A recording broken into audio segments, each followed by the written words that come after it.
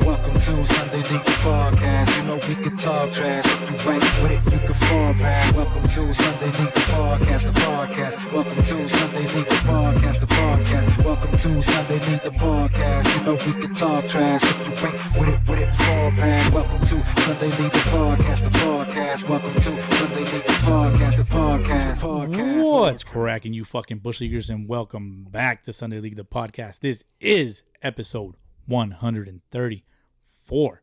And on this episode, we have a very special guest, owner of JRG Training, Junior Guillen. Welcome. Thank you, sir. Thank you for having me on. It's an honor. Appreciate it. Welcome, brother. I think we've had this one kind of a long time coming as well. I think so, yeah. It's just kind of it was funny how the timing worked out, but yeah, no, I really appreciate it. Yeah, man. Welcome. Appreciate you, lending us your time, and, everybody's going to lend us their ears. Sweet. Yeah, man. So, let's go around the horn real quick with some Fielder's Choice. Like, what are we drinking? Well, I already forgot the name, but it's Bomb Bourbon. Bomb Bourbon. It's a Cooperstown Distillery A Double Day Bourbon. And it's baseball shaped. And so. Yeah, it's in a baseball. What is it? The bottle? Yeah, it's not bottle. A decanter, right? No, it's a bottle. Yeah. It's a bottle. It's like the stock bottle. It's pretty dope, man. It was a gift. It was a gift from DH a long time ago for my birthday. Yeah, and what we noticed right away was that it was sweeter. Yeah, we've already tasted it. It's sweet. It has hints of smokiness. I don't know. I'm being stupid. That's honestly just how I am with bourbon. I was just like, you know what? It's smoky, and it reminds me of like barbecue, because barbecue's smoky, so it's kind of like whatever, this will be my drink. Yeah, definitely. So it's good stuff, man. And I'm not a huge bourbon drinker myself, but you are, right? Well, I mean, when I do, it's not often that I drink. It's like once in a blue moon, honestly. But yeah, it's my go-to. It's probably bourbon. Do you have a specific bourbon that you like? Honestly, like a preference? If someone just hands me bourbon, I'm probably gonna drink it. Oh, okay, is that the only thing you'll drink, or you'll drink anything else? No, I'll drink other stuff. Yeah, so like I don't mind vodka, but it's like I try and stay away from alcohol. It's just like I said, Gotcha. I'm strict with the bourbon because that's what I like. But beer every now and then, like Blue Moon and Modelo. So okay, nothing too fancy, really. I'm gonna show you something later, Modelo related, but don't let me forget. Try not to. Yeah. Yeah, man. You mentioned that you don't really go into alcohol and all that, which I understand why. But we're gonna get into all that. We're gonna play a lot of get to know you. Yeah. First off, we're talking about your baseball career and all that stuff, and what you're doing not with your life, but what you're doing in life right now with something that you're trying to build. Yeah, I appreciate it. Like I said, I'm trying to just be as honest and raw as I can. Yeah. So you're right now you're knee deep, venturing deep into the business world. Seems like you like golf. You're a family guy. Yeah. Right? Yeah. Yeah, definitely. You've taken beatings from the butcher. Do you know who the butcher is? No. It's your best bud, man. It's your brother. Oh, yeah. See, that's the first time I've ever known that someone's called him the butcher. He's the butcher. On this show, he's the butcher because he just carves everybody up. See, I'm just used to calling him Dickface. So Dickface.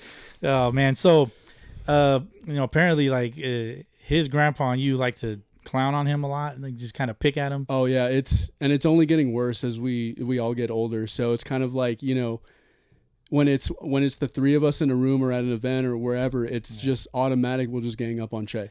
Yeah. And it's just kind of one of those things where that's how we've built a relationship because, his family has been so welcoming to me. And I was 10 and he was 12 when we first played together at Upland National Little League. And ever since then, we really haven't been out of each other's lives for too long. I know when he went to Georgetown, I didn't see him for, I think, a little over a year and a half. But things work back around timing wise. And, like I said, he's the older brother that I never had. And It's just kind of like, that's just how I refer to him now, is everybody's like, yo, this is my brother Shay. And, but yeah, we'll get more into it. But yeah, he's about like 4 years older than you, roughly. I think like 2 or 3. Yeah. 2 or 3. Yeah. So, you guys have gotten kicked out of tournaments from what I've been told. Yeah. Damn. Yeah. You guys like to go fishing, getting drunk with grandpas, at a legal age, right? Right. Legal drinking age. Right, of course. And you were the best man in his wedding. Yeah. And I actually had a really good best man speech. And it was funny because it was kind of like, it's one of those things where you put off for a long time because you're like, I'll get around to it, whatever. Yeah. His wedding's in like a year. And then all of a sudden it's, I think it's like the first week of September. And I'm like, shit, he's getting married in a month. And I was like, all right, I really got to step up with this speech. And, you know, honestly, like, we're coming up with it last minute. Like, there was a lot of laughs. There was a lot of wholesome moments. And everything was real and authentic because, you know, when you see both of us and how we kind of go about our lives, it's kind of like we automatically have different temperaments and how we carry ourselves. But he's, like I said, he's always been there for me and my family and vice versa. Like, you know, it's just like I said, like having an older brother, like, yeah, there's been times we've argued. There's been times where, you know, it's been a little bit of tension in between, but at the end of the day, like, you know, we're each other's brothers till the day we die. So I'll always appreciate him and his family for what they've done for me and my family. Yeah, so. Definitely. Did you give like a funny speech at the? Oh yeah. There was some pretty good. I think I saved like a printout somewhere, like in my room. So you don't remember it off the top. So of your head. not off the top of my head, but I do remember one segment where I got him was so when the first year we had played together. It was his last year, and like he had his quote unquote like girlfriend, which means like you date for like a week. So at the time, like, you know, she had come to the game, and I was like, oh, okay, like this is gonna give him the energy to like, you know, play really well. Right. And as fate would have it, he struck out 3 times. Oh, of course. And I kid you not, like, I think he traded out the girl automatically because I never saw her again, and I've never seen him strike out 3 times ever again. Like it might have happened, obviously, like maybe at Georgetown or whatever, where he was playing somewhere else. But that was the only time in my life where I've seen him strike out 3 times because he just puts the ball in play all the time. Yeah. But that's where I had gotten a laugh or two, and I just can't remember everything off the top of my head. But it was good and it was wholesome, and it was actually a really lovely wedding. So. Nice. Yeah, it sounds like the girl though was not a slump buster. No, not at all. Nope. So for you, you know, but by the way, shout out to Shay and his wife Janine. They're great people. They're great supporters of the show, you know, and they're always, every time we go to the games, they always come over and say what's up, and so you know, shout out to them. Really appreciate them. Yeah, they'll host some bomb dinners too. Like they know I'm a foodie, even though like I've taken health and like fitness a little more seriously. Like he hits me up and he's like, "Yo, I got the smoker going." And I'm like, "I'm there." Nice. Do you? We'll get into the fitness a little bit, but do you have like a go-to meal? Something that you just like, oh, I have to have that. It could. I mean, I'll ask you both: a clean meal and like your cheat. Oh, okay, I was gonna say because it's kind of like I have a go-to home cooked, and then I have a go-to like restaurant or like a fast food place or whatever. But God, for home cooked, I would have to say like. Now be careful because a lot of people are gonna judge you based on what you want to eat. I mean, they could judge all they want. It's like when you come from like an Italian and like Mexican family, it's just basically just you're gonna load up on stuff, right? So, God, I would really honestly say like chicken Alfredo, that pasta, and then I really love anything chicken or anything like steak, and then I really enjoyed like the way that my mom had made meatloaf. Like, you know, I know everybody kind of like hates on it. Meatloaf is fucking bomb. Dude. Yeah, that's why I was always kind of like, it was one of those weird things where it was like, yo, why are you hating on it so bad? It's just like a big slab of meat, and like that's what I. It's just ground beef, like mixed up with some whatever nice flavor, seasoning, whatever. So I was like, all right, cool, yeah. My mom makes a really good one, but so that's that, and then for restaurants, it's kind of like I've traveled around a bit because of baseball, because of like, you know, vacations and everything. So the one go-to restaurant that I would say I love is Roscoe's Deli in Chino Hills. Okay. And it's because they have huge portions and it's really not that expensive for what you get. You'd think you'd pay more given the size of the beer, like the jugs and everything, and then the portions. And then there's a couple others in Arizona. And I think there were a couple good restaurants out in Virginia, but yeah, if it's a go-to restaurant here, it'd have to be Roscoe's Deli because they're always bomb. It's always really good. Yeah. So I'm gonna have to check that. I wrote it down right here in my. Oh yeah, dude, you'll love it. On my paper, on my scratch notes here. Where are you originally from? So I was born in Pomona Valley Hospital. Okay. But born and raised in Ontario up until like 11 or 12 years old. That's when we had moved to Upland, but I was living in Ontario and was still going to Upland schools. Gotcha.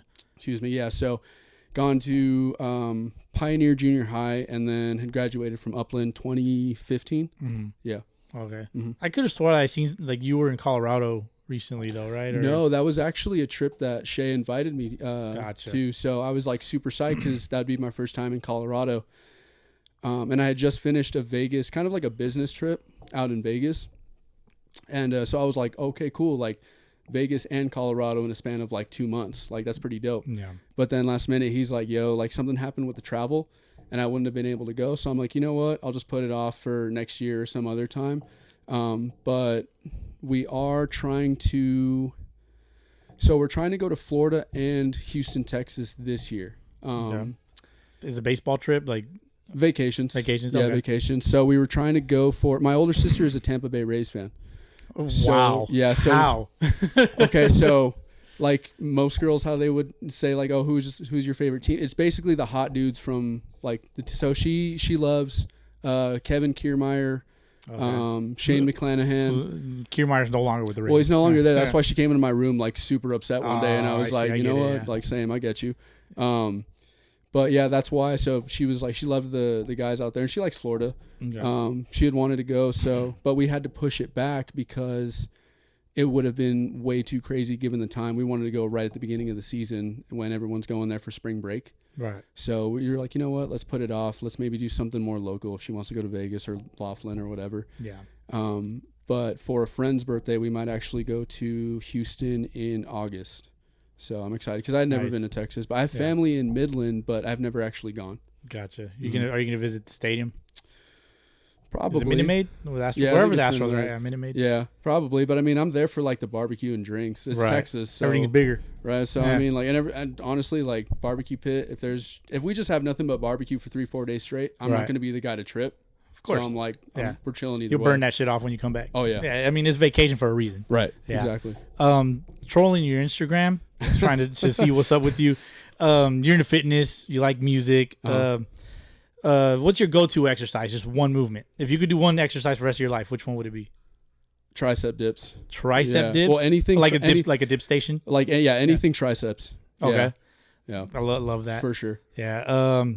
Go-to music. Like what are you listening to? So mostly what I play is like reggae and country, but pretty much like if you go, you're always vibing then. Always vibing, especially when I'm driving around because I do a lot of driving. I'll leave the area to coach certain kids. Mm-hmm. And yeah, I don't mind longer drives because I got the playlist for it. But, you know, if it sounds good, whether I hear it on the radio or refer an artist to a friend, it's on my phone because, dude, I'll go from reggae, country, hip hop, old school rock, and then a little bit of jazz. Nice. So it's a good mix. Yeah, it's a good mix. I like it. Yeah. There's two other things that are on Instagram that I'm like, huh. Okay. I'm not sure which one to go with. So I'll go with, we were talking earlier, but you had mentioned Bass Pro Shop. Like, what's the deal with Bass Pro Shops? Shit. You drop just a fuckload of money there all the time. No, because I don't necessarily have it's not that I go there and spend like $100, $150. Mm-hmm. It's kind of one of those things where they always get me with like clothing or hats. So I'll go and I'll spend like maybe $20, $30 on one thing. Gotcha. But it's kind of like, it's getting to the point where it's like one thing almost every week. Mm-hmm. So it's kind of like, I mean, it's not terrible to be honest. I could blow like $200-$300 on it. But like I told you, when we moved into the area, it was kind of like, I didn't realize how close it was. Yeah. When we were down in Montclair and Chino, I was like, I'm not in the area, so why am I going to go up to Bass Pro and shop around, right? But since we're literally 5 minutes away from the store, like I told you, if it's a slower coaching day, I'm like, is it walking distance? Like if you need to get your steps in? Oh, yeah. So if I walk to Bass Pro, it's probably like 15, 20 minutes. Oh, okay. That's if not that, bad. No. That's not bad at all. I mean, especially if you're like, even if you wanted to jog there, you get there in like 10 minutes, right? If that, yeah. If that. Because I'm thinking about it, like, well, if I went to Bass Pro Shop often, like, what the fuck would I buy there? Yeah, you know? I know they got guns and shit and like hunting equipment. I mean, eventually, like boating stuff, right? Yeah, all that kind of stuff. Yeah, and eventually, like that's where I'd want to get to is like, okay, if I save enough money or if I start making enough from the business, like I want to go and scope around like the more expensive stuff. Mm. But for right now, I'm pretty much on the bottom floor, going between like some long sleeves, shirts, sweaters, and then going obviously to where the restaurant is at. Mm-hmm. It's like where they have the nice shirts, but like I said, for $20-$25. Right. And another thing that I forgot they had was like home decor. So decor? Yeah. So do you know, I sent you a picture of how we had the interview place set up. Mm-hmm. So it's a teaser. Yeah. Right. It's a teaser. So those 3 frames I had bought from Bass Pro. So technically there's 4. You're just not seeing the 4th one. It's tucked away in a corner. Mm-hmm.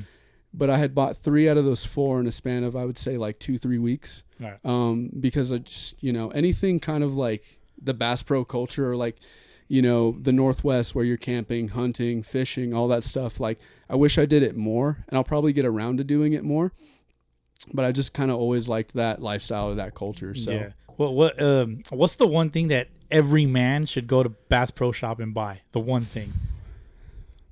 This is not in my notes. Okay. If you have the money for? Yeah. Okay. If money's not an issue, I probably guess. those side-by-sides or those Can-Ams. What the hell is that? It's like the off-road, those off-road vehicles, like when you take to Glamis. Oh, okay, yeah. With the gnarly suspension. Dune buggy and all that shit, but it's all like souped out and shit. Yeah, like, because I'd love to drive one of those. Yeah, so. Okay. My neighbor across the street has one. Sick one, dude. They're bumps, dude. It's pretty dope. They're pretty dope. Yeah, they're pretty sick. I'm like, huh. Maybe one day. Maybe. Yeah. And I would say either that, or like if you really want to get into it, like if you're into shooting, whether it's archery or with guns, like I would say that's a pretty cool skill to learn. Mm-hmm. I think so. I was trying to do it last year, but other priorities came up. But this year I want to actually try and save up to buy a compound bow and actually learn how to shoot that way, and then a gun too. But it's kind of like, from learning a few skills that I've learned this past year or two, like I just want to keep the ball rolling with that. I want to learn some stuff that I've always wanted to, and take the time and actually do it.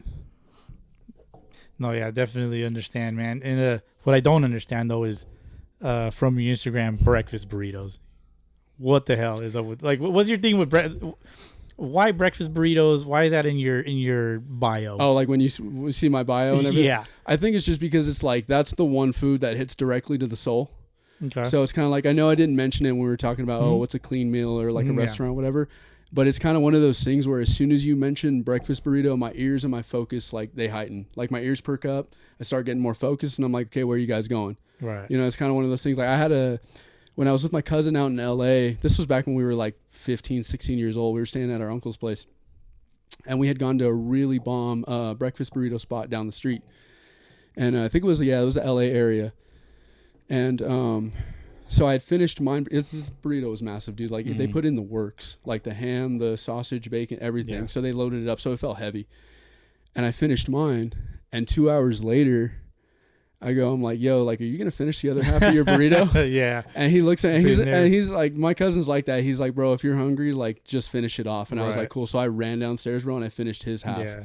And that's just kind of like breakfast burrito is the one thing that I'll just smack regardless of, okay, I had a great week in the gym, but it's kind of like I'm going to splurge myself and have a couple breakfast burritos, like big ones too. Damn. So, yeah. There's one at Farmer Boys, Hog Heaven. I don't know if you tried that one. I think I've had that one. I think I stopped going to Farmer Boys because, like, for me, it was kind of like Carl's Jr. where the price just got, like, ramped up. Yeah, unfortunately. They have a rewards points program, though. Like, you can get every so often, you get yourself a free one. Yeah. You know what I should start doing with the rewards is Jack in the Box, because I'm there always for, like, their iced coffee. Oh, okay. Yeah. They have good coffee? It's actually not bad. And I'd rather give Jack in the Box my money for a $4 coffee than Starbucks that's like $6, $7. Yeah. It's kind of one of those things. And it's literally right up the street, right next to Logan's Steakhouse, that place I told you about. Okay, I know which one. Yeah. So that's your go-to coffee, since we're talking about coffee? Yeah. Everybody loves caffeine. A lot of people, I'm sure, listening, they're like, yeah, coffee, Yeah, I mean, I know a lot of people, like, it's like Jack in the Box, really, but it's like one of those things where it's like, if I go to Starbucks, like, my habit is like, okay, I'm going to get something sugary because I want it to taste good, right? But at the same time, I also don't want to spend $6, $7. You know, so it's like, I'd rather just give, I guess, $4. I'm not sure that it's gotten that expensive to so I usually get just like a cold brew. I guess it depends on what you get. Depends on what you get. My wife usually just gets whatever they have brewed, so it comes out to like $7, $8 for both. Oh, okay. And then I get the big boy, the Trenta. Oh, okay. Damn it! I just fucking I did it, dude. I said the Trenta and the Venti and all that shit. Get the extra large, It is what it is, bro. Yeah. So breakfast burritos, huh? That's you have to have everything in it. Yeah, because I don't think it's a breakfast burrito if you just have like one meat and like the cheese. I think it's just like a real breakfast burrito is like the works. With hash browns in it? Yeah. Nah, you ain't fucking around. No. If you don't feel like, you know how when you eat, when you get to the point of when you're full, you start feeling ill or like almost you don't feel good. Yeah. I think that's how a breakfast burrito has to be because it's worth it. It's worth it to me. I love that. Yeah. I love that. So let's start transitioning into baseball, man. Yeah. when did you first come across, suddenly the podcast? Like, I know people hit us up all the time. And so it makes me wonder, like, well, like, how did you guys find us? How did you guys find us? Well, how did you come across us? Yeah, so I actually think it was beginning of this last. So yeah, I would say about maybe a little less than a year ago. I think Shaman had posted something on his page, or you guys were doing something. Maybe it was a baseball game. Maybe you guys had mentioned the tropics. Yeah. And I was like, oh, like that seems pretty cool. Like, Sunday League baseball podcast. So I looked into you guys and I was like, all right, this seems like they're having a good time. This looks actually like a pretty fun thing that these guys are doing. And so I think I started following you guys then. But me kind of being in already that like kind of small business or small project mindset, I was like, yo, I'm going to follow him and I'm going to give him a shout out because at the same time, I think it was not too long after Fitz was doing the nosebleed stuff. Right. Yeah. And so I messaged him and I was like, dude, this is like crazy how it's working out. Like how I was starting to build something. And then I came across you guys who, seemed pretty genuine and seemed like you guys really enjoyed what you were doing with the podcast.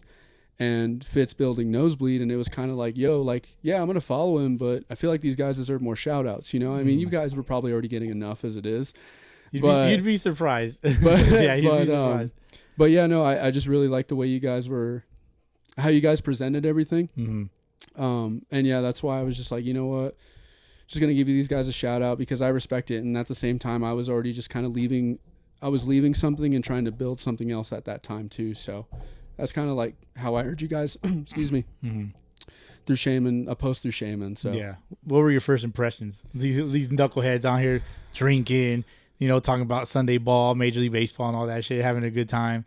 No, because that was still a part of me. So it was like that was you were around that time a year ago was the back end of when priorities were starting to change. Gotcha. So it was kind of like I can still vibe with this group, but it's kind of like now a few months after was really when I started to hone in on different responsibilities and priorities that I had. But either way, you guys were building it and you guys were having fun. So that's something that I always respect. Yeah. Nice. Appreciate that. Yeah. Appreciate that, man. Thank you. So, obviously here we like to have a good time, but baseball itself is full of good times and bad times. You're crushing everybody, you're slumping, but it's a journey, right? It's a journey. And so, tell us about your journey through baseball and like essentially how you ended up in the good old Sunday leagues. All right. So I know that sounds kind of weird, right? No, it sounds perfect to me. So I think I've been playing since I was 5. So 21 years now, just playing. And I remember, I can't remember the exact age, but I was maybe 7 or 8 years old, and my mom had basically given me a decision of like, you know what, like you like catching and you like playing third base. Which one do you want to do? And like, take it to the end. And I was like, you know what, I think catching. And at the time, I still had that bit of like, man, no, I don't really think that's a good idea. Right. But no, I just said, I was like, you know what, I'll try catcher out, see how it goes. And so technically been catching since I was, I would say around 7 or 8. And like the little league that I came up in, it was a lot of fun and I had a lot of good relationships with. And then I got into travel ball, I would say right at 10 years old. And go figure, the first travel ball tournament I'm ever in, it's Moreno Valley in the summer. About 115 degrees, but there's a storm in the area. At Sunny Mead Park, by any chance? I can't remember. It's been a while. Big ass park right off the freeway. Probably. That's probably where they scheduled us for. But go figure. My very first tournament was 115 in Moreno Valley, and it starts to rain, but it's warm rain. And it was kind of like, all right, well, this is a pretty good intro into, travel ball and everything. And I think it was from there where I was like, you know what? It's going to be tough, but I think I can handle it. Like, it's just one of those things where you got to learn to take hits. You got to learn to, not be the star of the show because it's pretty much the pitcher. That's what my mom would always remind me of. It's like, look, pitcher throws a perfect game or a no-hitter or a shutout, whatever. It's like some credit's going to be given to the catcher, but who are they talking about? Yeah, they're talking about the pitcher. And It I was was the like, one in the record book. right. And I was like, no, like, it's not that. It's just, can I hold it down defensively? And ever since a young age, I remember being very hard on myself for, you know, if I didn't do well defensively, I'm like, this is my job. Right. Like, this is what I'm supposed to do. You know, it's like, I'm the stereotypical catcher of like, I'm not going to bat 300, but I'm going to have a pretty solid defensive season. Mm-hmm. You know, so it's kind of like at a young age. And I just, from then on out, it was like, I'm all in, you know, good, bad, ugly, whatever. I'm all in on catching because I grew to really love it. And, yeah, just so going on to travel ball as I got older, I was actually blessed to be around a lot of good players and competing against a lot of good programs. So I want to say, if I'm correct, I want to say that I was a part of EM's first travel ball team. Okay. When EM speed and power. Speed and power training, yeah. In So Rancho, yep. So they were in a smaller building at the time. Yep. And we were the Rancho Quakes because the facility was right across from Quake Stadium. Yeah. Okay, I know which one. Yeah. Off of Jack Benny. Mm-hmm. So I would say almost the first year, dude, like we didn't win a tournament. Mm-hmm. And it was just the typical like, yo, we're getting handed like left and right by everybody. And then all of a sudden we kind of merged with another team. I think it was like the High Desert Express through connections or whatever. I didn't understand it because I was like 10 or 11 or 12. But then I remember from when we merged and when we kind of changed up the format a little bit with practices and how we go about games, it almost was like just a straight shot to being, you know, state ranked and almost nationally ranked kind of a thing. So, you know, it was fun. Definitely like I said, some tough losses along the way. But I think what had helped me get older through high school and college is that I was always playing up and I was always playing with some of the best in the area because that's just how it is. You're not going to get better by playing beneath you, right? So it's like one of those things where it transitioned really well as I got older. So, but yeah, and then high school, like I said, I mean, high school was weird for me. It was like pretty uneventful, to be honest. Like, I wasn't a standout player by any means. Like, I was just one of those guys that was there to work hard. I mean, people knew me as like a good teammate, but it was like I was there to work hard and try to take spots. But high school was like a weird, like, man, I'm not really playing to the best of my ability, and I don't know why. No matter how hard I would practice or change up, make adjustments, and all this other stuff that you try to do throughout the season, it was like, yeah, I'd have defensively, some good highlights, but I mean, I was probably at best below average when it came to hitting high school pitching, and you know, but yeah, I mean, it's just kind of like, yeah, I could say like there was other stuff going on behind the scenes that probably didn't help. But when I got to college, I played at Pasadena City College, PCC. There was when I was actually with like a legit staff to where like I had some poor habits that I picked up when I was younger that didn't necessarily get addressed or fixed in high school. And right away, my coaches chewed me out for it as often as they could because they were like, dude, like you're an adult now. Like we're not here to baby you. If you have these tendencies, you got to fix them on your own. Right.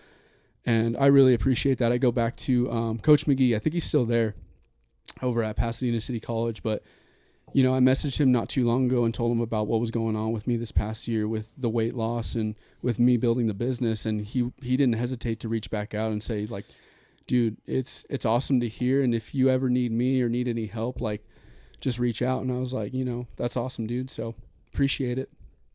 But, yeah. Okay. So after you didn't get looked at by anybody, you didn't never talk to like any organizations or anything like that? I mean, I did every now and then. Like when I had my good years in travel ball, there were a few scouts in the area that I would talk to. But it's funny because I think the first tournament that I went to for like Sunday League, you know how we go out to Arizona and Vegas for those tournaments? Yeah. There was a scout out there.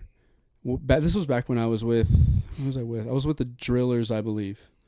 Yeah. Fitz' favorite team. Yeah. Yeah. So I was with the Drillers at the time, and that first game I had played pretty well, and there was a scout. I can't remember his name, but I think he was affiliated with Milwaukee or St. Louis. And he had mentioned like, hey, we have this like pro league in the summer, like, you know, we'd like to have you on. And he's like, you're only 21, dude. He's like, yeah, sure, you're getting up there for not getting really legit like looked at. But he was like, we'd like to have you play in our pro league or summer pro league, whatever, you know. And then after that, it was kind of just like, you know what, it is what it is. Like I had other priorities going on at the time. So getting scouted wasn't really like the main thing that I was worried about. Right. You know, and it's like I've gotten better with age, but it's kind of like it was too late to the point of where like, okay, let me try and still get into a pro league. Right. That kind of a thing. But, you know, is what it is. Yeah. There's a few like things like that in our areas. I know the California Winter League is going to start up soon. Mm-hmm. I don't know if in the future that's something you might want to look into, but a lot of dudes get picked up from there. They play. I was gonna say semi-pro. They play a lot. They sign a lot of dudes like to play independent ball in the frontier leagues and all that. And there's another one like out in the LA area, which I feel like it's year round. It's called the Zone 22. Contract games, something like that. Yeah. So anybody that's like looking into something like that, it's called Zone 22. Oh, okay. Zone 22 LA or something like that. So you know, reach out. And it seems like they the way they put it is like they like to farm players, and so they just get players looked at. A lot of players end up playing like in the Mexican leagues, in the independent league, frontier league, and all that kinds of stuff. So it's pretty cool, you know. If there's ever like somebody that comes to you like I want to get looked at, and you feel like they can like they're ballers, I think that's a good place for them to maybe reach out to and you know, just to get looked at least. Yeah. And it's a good barometer for a lot of dudes. I know there a couple guys have reached out to us about that specifically. And like, unfortunately, I don't have as much information as I'd like to have to give, but definitely I think it'd be a good barometer for somebody to at least look at you, especially for Sunday leaguers. You know, it seems like they might ask for like a video or something, like send us some videos and then we'll see if we invite you out. You know, and like I said, it's a good barometer for the top talent in our area at least. And you know, SoCal's just fucking saturated with it's talent, nuts. dude. It's crazy. It's gotten so much better, dude. I can honestly say, like, I've played with and against a lot of like the best amateur talent in our area, dude. And you are now, you know, especially playing with the Tropics, in the Fontana Baseball League. Yeah, and that's like I said, I wouldn't trade it like the way that kind of like my health and fitness took over, like in my transitioning into my mid-20s, because I would rather have it that way, where that wasn't my priority, you know, when I was in high school and college, but me figure it out before it got too late, kind of a thing. Right. So I wouldn't trade it for the world. If you said, okay, you're super fit at a young age, but then your health starts to go downhill as you get older, it's like, well, that's the last thing that I want. So definitely. But yeah. So you played at PCC. Yeah. I was told that you stopped playing infield there for a specific reason. Would it be possibly because you lost a tooth there? Okay, so like, who did you talk to? just one guy. Okay. Yeah, go figure. The one time I'm at third base in, I want to say 2 years, maybe even longer. So what had happened is we were taking BP. It was a lighter practice day, and I was in right field. And the guy who was shagging at third base was next up to bat, like in the next group. Okay. And I was after that group, so I was going to shag for another like 10 minutes before I got my chance to hit. And it's kind of like, you know, one of those feelings where you're like, okay, something might happen here, and it probably won't be for the better. That like feeling hit me the second I hit third base. Oh, shit. And the catcher at the time, who I was splitting time with, he hits a hard two-hopper, but when it hits the end, you know where like the grass, the lip, like where the grass and the dirt meet? Well, when it hit, it spun off faster, like at me, and I didn't have time to put my glove up. Right. And I was kind of like, at the time, I was like, oh, it was awkward because I hadn't fielded at third base in 2 years, so I didn't put myself in the best position. Right. And then so, you're not used to reading hops off the bat either, yeah. No, there was no way. That ball beat me by a long shot, dude. It sounds like he topped it, but it's like he topped it real hard. Hard, yeah. And it didn't help with the skip that it took. Yeah. So then I feel it hit my mouth, and I turn around. I don't fall down because that's something that my coach like kind of praised me for afterwards. Yeah. But I don't go down. I kind of stumble to the side, and I feel around for my lip. And all of a sudden, like, I don't feel my two front teeth. Oh, shit. And I'm like, I think one of the pitchers was right next to me. He saw it happen. And he looks at me. He's like, "Oh, fuck." And I was like, "Yeah, dude, I already know I can't feel my front teeth." Right. And I'm literally like, "Yo, Chase, can you find my teeth?" Like, that's crazy, right? Yeah. So he's going and he gets like a napkin or a paper towel and he's able to find them. Damn. And the way that the ball hit my mouth, the top part of the lip, is it basically pushed out the 2 front teeth whole. It didn't chip it like a normal tooth injury would. Like this? Yeah. Yeah. Right. For those that don't know, I got a chipped tooth. Yeah. Yeah. It's all right. But it had pushed both teeth out whole. Mm-hmm. And so here, like, he's holding in a napkin, like, my 2 front teeth. And I'm like, oh, dude, what? And then the only thing I could come up with to my coach when he asked me, he's like, "Dude, are you all right?" I was like, "Bro, he's because I saw his face, bro. He's trying to hold it together, but he's like, bro, I'd never seen this kind of injury before." Yeah. And I trying to like, one, try to not freak myself out and the teammates around me as much. And talk. Right? So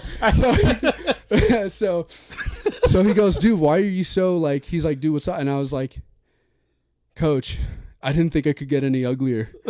And he's like, "Jesus Christ, kid." He's like, "Go to the hospital or go to the dentist or something." But he chuckled. He was like, because he knew what I was trying to do. And you know, we had talked afterwards once everything was settled, but just to kind of somewhat to not freak myself out for a second, I was like, "Coach," he's like, "What?" I was like, "I didn't think I could get any uglier." And he was like, "Fuck, Junior." He's like, "Just go to the dentist." I didn't think that exactly right. It didn't sound clearer, but you know. But so I had a teammate drive me all the way to my dentist, which was about an hour away because at the time I was still in Montclair. And so I get to my dentist, and you know, obviously she sees what's going on, and I tell her the situation. But she was able to manually push them back into the root. Oh shit! And she had told me afterwards that this was only the second time in 25 years of practice that she'd ever seen that. Wow. But you know, shout out to her. But yeah, this was back when I was, I think, 19 turning 20. Wow. A couple months before I was turning 20. But yeah, she was able to save them manually, or shove them in manually back to the root. But yeah, dude, that's one of the craziest things that had ever happened to me. Yeah. But yeah, it's a wild story. Did it mess up your game with the ladies? Yeah, I mean, honestly, like at that it's time, probably a stupid question. At that time, bro, I wasn't pulling anything. Like, if I'm being honest, like just being as raw as I can, I wasn't pulling anything. It's just one of those things where it's like, that's why I told my coach, I was like, now I'm really not going to get a date, you know? Just, but no, yeah, it's just, that's always a funny story. And then I made sure to delete a photo because at the time I was like, dude, I don't want anybody to see this like picture of me with no front teeth. Right. And my mom always reminds me, she's like, we should have saved that picture. I was like, no, I'm glad I deleted it. I imagine your least favorite song is "All I Want for Christmas Is My Two Front Teeth." No, I actually bumped that. Do you really? Yeah. Oh shit. Yeah. I think a picture with like an Instagram reel of that picture with that music over it would be gold. The one time where I thought, man, I shouldn't have deleted it was send it as like a Christmas postcard. Oh yeah, with the lyrics. That'd be like, perfect. Yeah. Or even like if you just glorify it with like a catcher's mask or something like that, some eye black and get all dirty and shit. Yeah. That'd be pretty sick. That's one of those things where it's like, give me a little bit more time, and like, you know, it's kind of like I'll really laugh it off, but it's still like, dude, it was nuts. That's just funny, dude. I thought I was gonna walk around for a while with no front teeth. Yeah. So, but yeah, dude, I've practically lived my whole life. In second grade is when I chipped my my front tooth on a tetherball pole of all things. I was playing tag and just running away from people and just. Oh, okay. Dude, I was like looking back and running, and I turn around and blew right straight into the tetherball pole like a stupid ass. Nah, it wasn't fun, man. And like I never found the extra piece or nothing. Like I didn't even really realize what had happened until I walked into my classroom and like you sit down, you know, you start like feeling around with your teeth and you're like, And I felt it. I'm like, what the fuck, you know? And I told the teacher like, teacher, I think I broke my tooth. She's like, what the hell? And so yeah. So you must have been running full speed into that pole then. Yeah, we're playing tag. Oh yeah, so you're flying. Yeah, and and growing up, I was fast as fuck, boy. You know. Okay, but now, dude, like I'm slow as shit. But that's what happened. Like, and I always tell people like it's part of my character. It's part of my character, and like I just I try to embrace it. And honestly, in the grand scheme of things, you could have had so much, like, you could have had worse injuries. And then there's people who have worse injuries, to be honest. Like, it's literally not it's not that big of a deal. Yeah. When you think about it. It's just some teeth. Whatever, right? Definitely. And so, you busted your teeth, right? Yeah. Busted your teeth. They pushed them back in. So I would imagine that getting back on the field, especially for you behind the plate, like, yeah, you have the mask on, but you probably still have some reservations, like with a ball coming at you or ball in the dirt or something, or a foul ball tip, like straight into the mask, right? You probably definitely in the back of your brain. Yeah. So you definitely had to develop a certain mentality, which I think, for maybe thinking about it, it probably helped you develop your catcher's mentality. So, like, what do you think would best describe a catcher's mentality? I mean, first things first, like, you can't be afraid to take a hit. And that's what I tell some of my catchers is that, like, excuse me, if I get the sense that you're really afraid to take a hit, I'll work with it, and I'll just be like, hey, we got to work our way. Because I'm not, if I get the sense that they're feeling a little bit hesitant to block, I'm not going to throw as hard as I can in the dirt and be like, yo, like, you got to figure it out. It's one of those things where it's like, we'll ease into it. And I've had a few catchers who last year I worked with and they were terrified, and now they're blocking pretty well.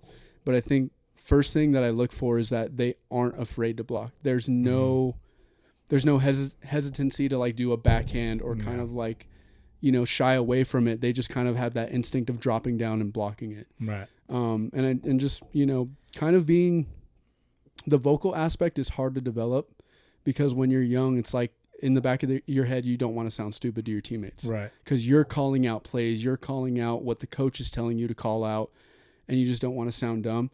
And that's just kind of something that you get over with age.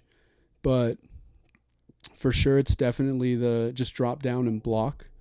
And it's just having, I mean, with every position or with every sport, it's just you being able to listen and apply what your coach is telling you. Right. And having a little bit of that I don't want to say like natural born leader, but having that, like, okay, I could be better in 6 months if I just listen to coach and apply what coach is telling me, or 3 months, or however long I work with the kid.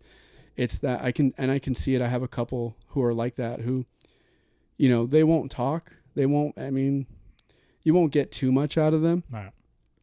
But I can see it in their game of, like, this is what coach told me to do in this situation, so I'm going to try and apply it. Right. So, which is essentially, as a coach, like, that's your goal. Right. Yeah. Right. Definitely. What do you think makes catching an art? And it's a dying art, where we're going with baseball today, which we'll talk about that a little bit later. Oh yeah. Yeah. It's honestly fun to talk about because it's like, the way that you receive pitches is an art. The way that you call games is an art. The way that you interact with your pitcher is kind of, it's the battery, right? Yeah. You guys have to be on the same page or else it won't work. You have to pick up tendencies or poor habits that your pitcher isn't recognizing or that he's not feeling. You have to, in a sense, control your defense. But as you get older and you play at a higher level, they kind of do that on their own because they kind of know where to be in certain situations. But definitely with receiving, blocking, and throwing runners out, when I see all three of those aspects being done really, really well, then it's kind of like you're looking at an art form. And that's what like I said, going back to the catchers and the kids who I coach, is that, sure, they have, so I'll have some kids who are really good at throwing down to second or blocking, but then their receiving's poor. Or I'll have catchers who come to me and they're like, hey, their receiving's actually pretty good. Their blocking just isn't that great. And when they start when they start getting better in the things that they were poor when they first saw me, I love seeing everything kind of mesh together. Because it's really awesome to see, like I said, a catcher who receives, blocks, calls a game, throws runners out, being done really well consistently. Yeah. Yeah. Very nice. So I've been told, you've taken the worst of beatings behind the plate, a la the butcher. Right. Is there, I could throw this question in, who are some of the best pitchers that you've ever caught? Like maybe guys that have gone on to play professionally or even just in the Sunday leagues in general. I know. Maybe guys that probably deserve to get a chance. That's true. That's a good question. I think off the top of my head, there's a reliever from the Phillies. His name's Bailey. He's a big lefty. Bailey Falter, I believe. Mm-hmm. He was one of the best pitchers I caught in my 12 to 13-year-old year of travel ball. I think, I don't know if he's still with the Phillies, but he was definitely in their bullpen, I think, this past season or two. He was, like I said, one of the best left-handed pitchers I had ever caught. RJ Peace, who's with the Miami Marlins. I don't know if he's AA or AAA, but I had the pleasure of catching him for, I think, a year. And then Solomon Bates from the Giants organization. I want to say he was with the Norfolk Tides, and then I think he played in Venezuela this past season. Okay. But he was with the Giants for a little bit. Their AA or AAA organization. I think I had one more in mind. I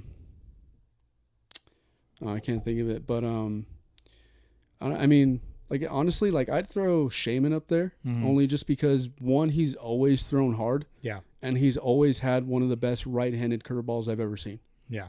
And it's just, that's how it was at 12 years old. It was trippy, and I think that's probably what helped me a little bit with receiving when I was younger, is that he's always had nasty stuff. Yeah. And so it helped me get to that next level of receiving pitchers who threw nasty stuff or who threw really firm. Yeah.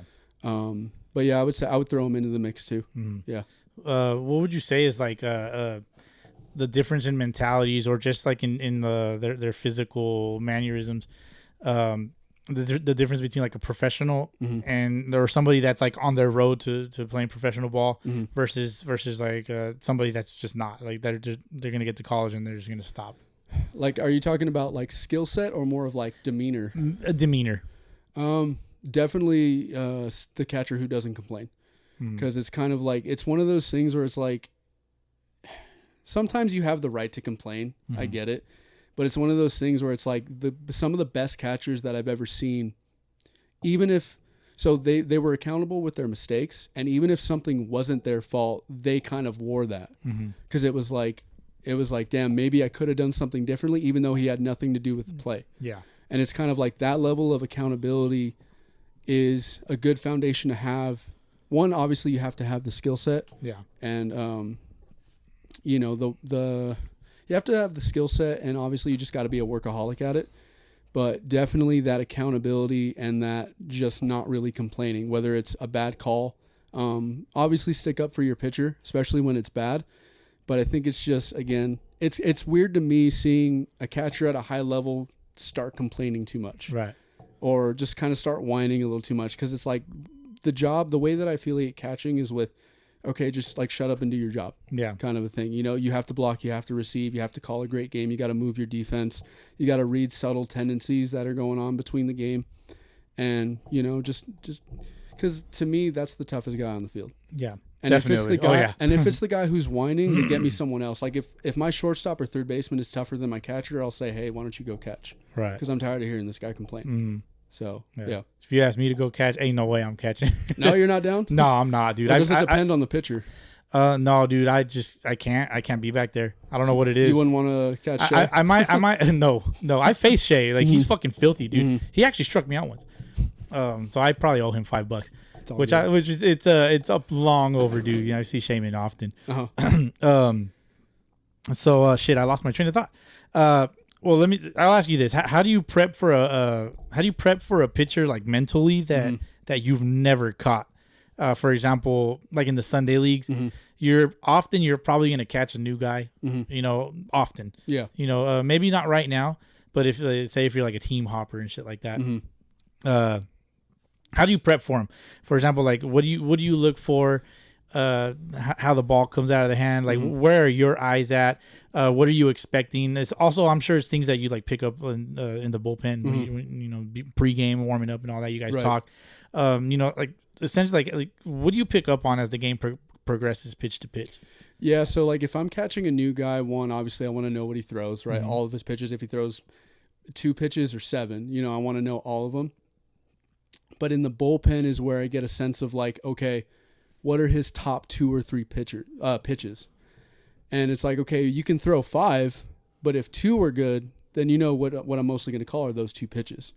If he starts developing those other 3 pitches in a game and he's throwing them for strikes, then yeah, I'll start mixing it up more. But the bullpen is where you do a lot of like kind of your mental research of like, okay, does he drop his elbow on certain pitches? Does he open up his front leg too early? Does he keep himself locked up? Does he do anything with his glove or his body that would indicate like, oh, an off speed or a fastball's coming? Because good hitters pick up on that. They're like, oh, he moved his glove just a little bit or he turned it a certain way, so I think an off speed's coming. Tipping pitches, Tipping pitches, right? So it's kind of like I look for all of that in the bullpen. You're so like that firewall. You're like emphasis on wall because like you have to be a wall back there, you know, and you got all this fire coming at you. So you're essentially a firewall. Right. Yeah. That's a good way to. I never described it that way. That's a good way to look at it, honestly.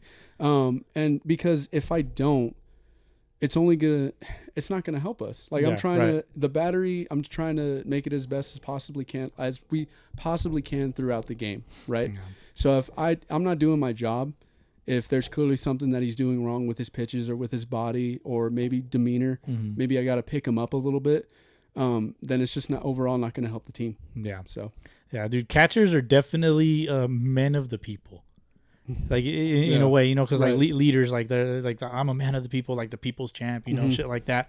Yeah, and actually that's a good point because you reminded me of a conversation I had with one of my 13-year-old catchers. Is a big thing is understanding when and when not to call time, and they're kind of still like struggling a little bit to like understand the tempo of a game. So like I would do drills if like they're calling a game to me and I'm throwing to them.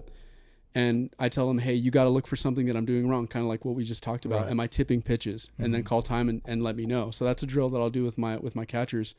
But the other thing is if I'm just dialed in, throwing strikes, the last thing you're going to do is call time and come out and talk to me because the tempo and the rhythm's broken. Right. You know, so I tell them that too. I'm like, look, if you see me struggling, if you just see like I don't got it right now, something's off, call time and just come talk to me. Yeah. Right? Maybe it's something subtle, not so serious, or even if it is, like you can start reading the way that like the game's going and how your pitcher is pitching. Yeah. But like I said, the last thing you're going to do is when you and your pitcher are dialed in and for whatever reason you just call time. Yeah, it kind of reminds me of catchers from movies like in Boulder, for example, Crash Davis. I think him and in Major League, Jake Taylor, the 2 catchers, I think they really like embody what catchers like should really be. You know, like just there's natural leaders on the field, and Jake Taylor ends up like managing the damn team in the sequel. But specifically like Crash Davis, dude, he's on your ass. You know, he's almost like in a way like I'm not gonna fucking baby you. Not a father figure, but like just like an older brother. You know, he's the older brother to Nuke in the pitcher in the movie. So it's really cool to see like that dynamic, especially like if I played with you guys, I would watch you guys and just study you guys like why are they both like that or you know your relationship with the pitchers on the staff and things like that. So you know, because me, I'm very like people watchy. I like to watch like people's mannerisms and like you understand more about people. Like there's a quote that I always kind of like revert to like who you are when nobody's watching is who you'll be when you least expect it, type of thing. Right. And so like me, like I tend to watch like everybody. Like, I watch people's mannerisms on the field, like oh, like this guy's too far this way, or like his head's out of the game, things like that. And people will show their hand too, just given a situation, because you can pick up the good and the bad patterns right away. It just depends on the situation, you know. Yeah.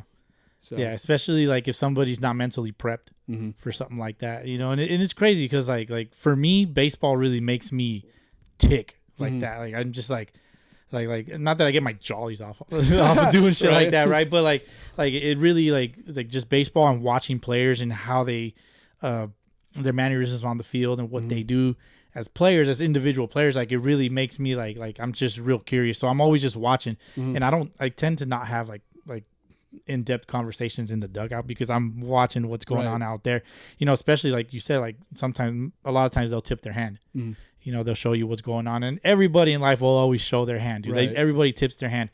We're all guilty of it, right? Yeah, exactly. And so like that's what makes me tick in baseball. What is it about baseball that makes you tick? Honestly, like we were talking about earlier, like this was the first, maybe the past 2 seasons where I really didn't watch any Major League Baseball. Even though I coach it all the time now, it's kind of one of those things where the last thing I want to do is put on the TV and watch a baseball game because I've been coaching all day. You know, I mean, I still enjoy it. I still like going to games like, you know, Angel Dodger games. I want to try to go to a Padres game this year.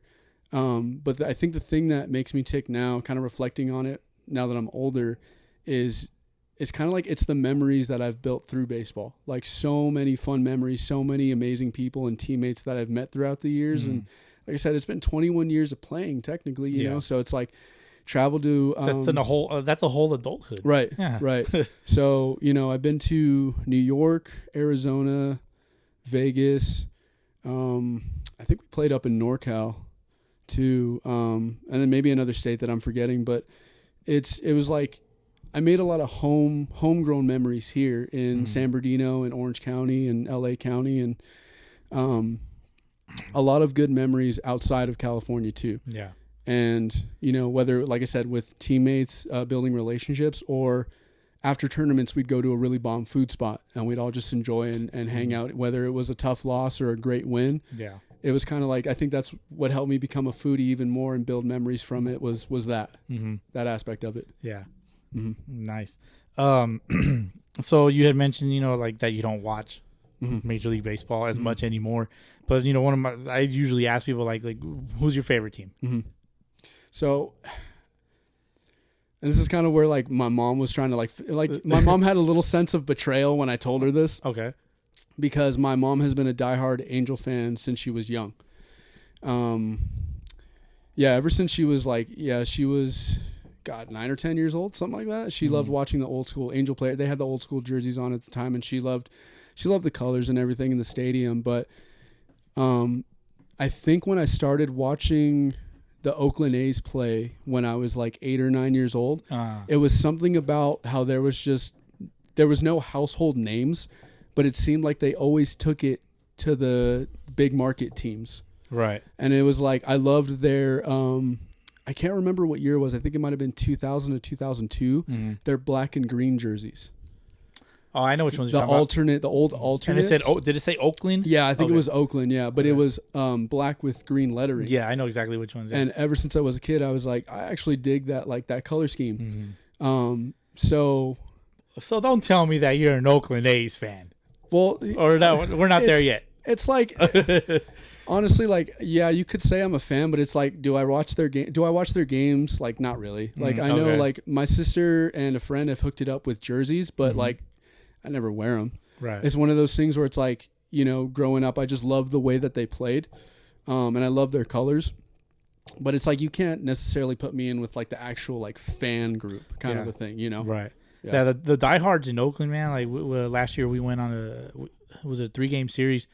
The Red Sox were up in Oakland, and you know who the diehards are. Like they're diehard, bro. Right away, yeah. It's crazy. Like the stadium's trash. Although I kind of like the stadium. Like it's real old school. Yeah, I don't mind it. It has a lot of people just bash it, but it's like, first of all, they got food, they have baseball, and they have drinks. Like what more do you want? Right. You know, you want to be catered to. Like no rats ran past me. And I think like, you know? people who say that are the ones that are used to like the more uppity stadiums and areas, and it's kind of like I'd be psyched to go to an Oakland A's game, but it's kind of the thing where it's like, it's again coming from not really watching the past 2 seasons, I kind of know what goes on here and there from news and stuff. Yeah. But it's like I'm not gonna be that actual like what you call the definition of a fan is technically. So then who's your team? Gun to your head. Okay, well then if you just said straight up who's a team that you would go for, it'd probably just be the Oakland A's then. Okay. Yeah. Interesting. Yeah. I've never got that one. I do know one Oakland A's fan. And he was actually on the podcast before, one of the hosts of Top of the Lineup. His name's Juan. Yeah, that's Juan. I was going to say Soto. Okay. Soto's the Giants fan. Juan is the A's fan. Oh, okay, gotcha. And Juan grew up being a catcher as well. He actually offered to answer all the Ask a Catcher stuff that we'll get to a little bit later. Sweet. But that's your stuff. That's what you're going to answer. So you know, growing up, you would watch Major League Baseball. Yeah, right? Yeah. It was a lifestyle. It was, you know, baseball's life, the rest is just details kind of thing. basically that's how it was. Yeah, that was the motto growing up, at least for me. At least for me, like in like my little circle of friends, like we're like, yeah, like we're all dorky about it and shit. Yeah. But there's nothing better than a baseball dork, dude. Right. You know, but so growing up, like which MLB catchers best represented your style of play, or like who you would like you'd pick apart this catcher and pick apart that catcher, and you like, you know, molded your game. No, that's a good question. I think when I was growing up, I think watching the Molina brothers was pretty good. I would kind of pick apart how they would set up for certain pitches or with certain pitchers, how they would block their footwork with throwing guys out. Because I mean, they all had cannons. Right. You know, let's be real. But I think as I started to get older, and this kind of like going back to what I teach, this new style of basically shortstops being catchers, from how athletic their footwork is and how strong their arms are, and not being the stereotypical like chubbier catcher. Right. I would say Yan Gomes, because he's by far one of the best framers and blockers I've ever seen. And a guy who I really like is JT Realmuto from the Phillies. Okay, yeah. You could argue that he's probably the most athletic catcher in the world right now in any league. But he does a very good job of setting up to not only block but receive off-speed pitches. So if you watch his game, he sets up as if, okay, if he throws it for a strike lower part of the zone, he's going to frame it really well. But he's so good at reacting that he's already prepared if you spike that ball. Right. And I mean, I catch guys who throw hard, but he's catching dudes 95 plus. Yeah, he's throwing the hardest guys in the world. The hardest throwers in the world. So it's like I kind of pick apart from certain catchers who I enjoy watching, and I kind of go, okay, this guy's really good with footwork, throwing somebody out at second or third, whatever, back picks to first. Yeah. And then I'll go, okay, this guy is one of the best receivers I've ever seen, and then this guy's blocking technique, how he develops demeanor and relationships with the pitchers. Yeah. And if he goes out and sees something right away that he doesn't like or the pitcher doesn't notice, he's immediately like, yo, you got to fix this. Yeah. So, but yeah. Nice. Before we go into Cup Check, I'm going to ask you two more Sunday League related questions. Sweet, let's do it. What are your thoughts on the current state of Sunday Leagues right now? I feel like you have so many more guys like who could probably answer this question a little bit better. Okay. I'll put it like this. How has social media affected the Sunday Leagues, in your opinion, where it's at now? I think it's kind of like it's like anything with social media. Like, it could give you a platform, and it could give you something that's like, okay, well, we hadn't heard about this. Like, what's this? And obviously you click on it, you find out more research about it, or, you know, whatever, you watch more videos, look at more posts. I think in a way it's helped grow a little bit, because when I started in Sunday League, there wasn't really anybody posting about it. And this was only 3 or 4 years ago. And I think now it's kind of like almost every other random feed. Sorry about that. Hit the cord. Every other random feed that I get is like some random league somewhere in a different county. Yeah. And that's what I've noticed is that, like, I'll be scrolling through my Instagram and I'll get a random feed of, you know, how the Sunday League fields are. Like, you obviously know. Yeah. You click on it and you're like, they're playing somewhere like trashy or whatever. Yeah. Not as nice, right? Yeah. And that's the big difference that I've seen is that, yeah, I'll get random feeds from some of the leagues in the area, and they'll post highlights, or somebody goes three for three and hits a home run, and they'll say like, oh, it's this team from this league. Yeah. Whereas I didn't see any of that 3-4 years ago. Do you think it's how can I phrase the question?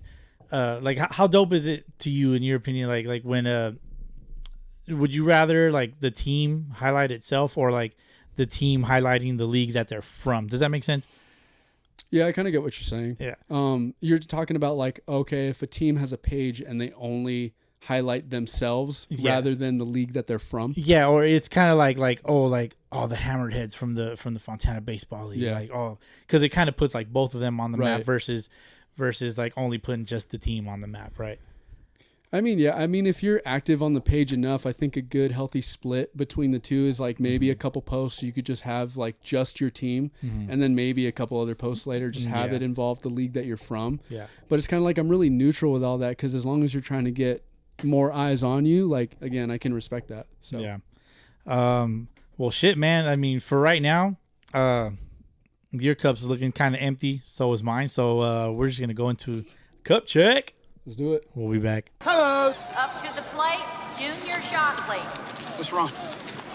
I'm a little nervous. My old man's here. Your dad's here? Where's he at? He's right behind home plate. Don't look. Don't look. Look, he's waving. Hey, he's just your old man. He's as full of shit as anybody. Hey, what's going on? Breathing through the wrong fucking eyelid again, dude. Shut up. Hey, did you guys hear about Jimmy and Millie? Yeah. They got engaged. Can you believe that? Oh, yeah? Well, wait till I tell him she's gone down on half the Carolina League. Hey, anybody says anything bad about Millie, I break his neck. Excuse me, guys. I got a game to pitch here. Mira, una brujería, yo no sé. Hey, you guys, don't throw me anything. My girlfriend put a curse on my glove. I'll take the hex off the fucking glove. Give me the glove. Well, then you gotta cut the head off a live rooster. What the hell's going on out there? Looks like a convention. Pretty soon they're gonna call the roll. Get your ass out there and check it out. But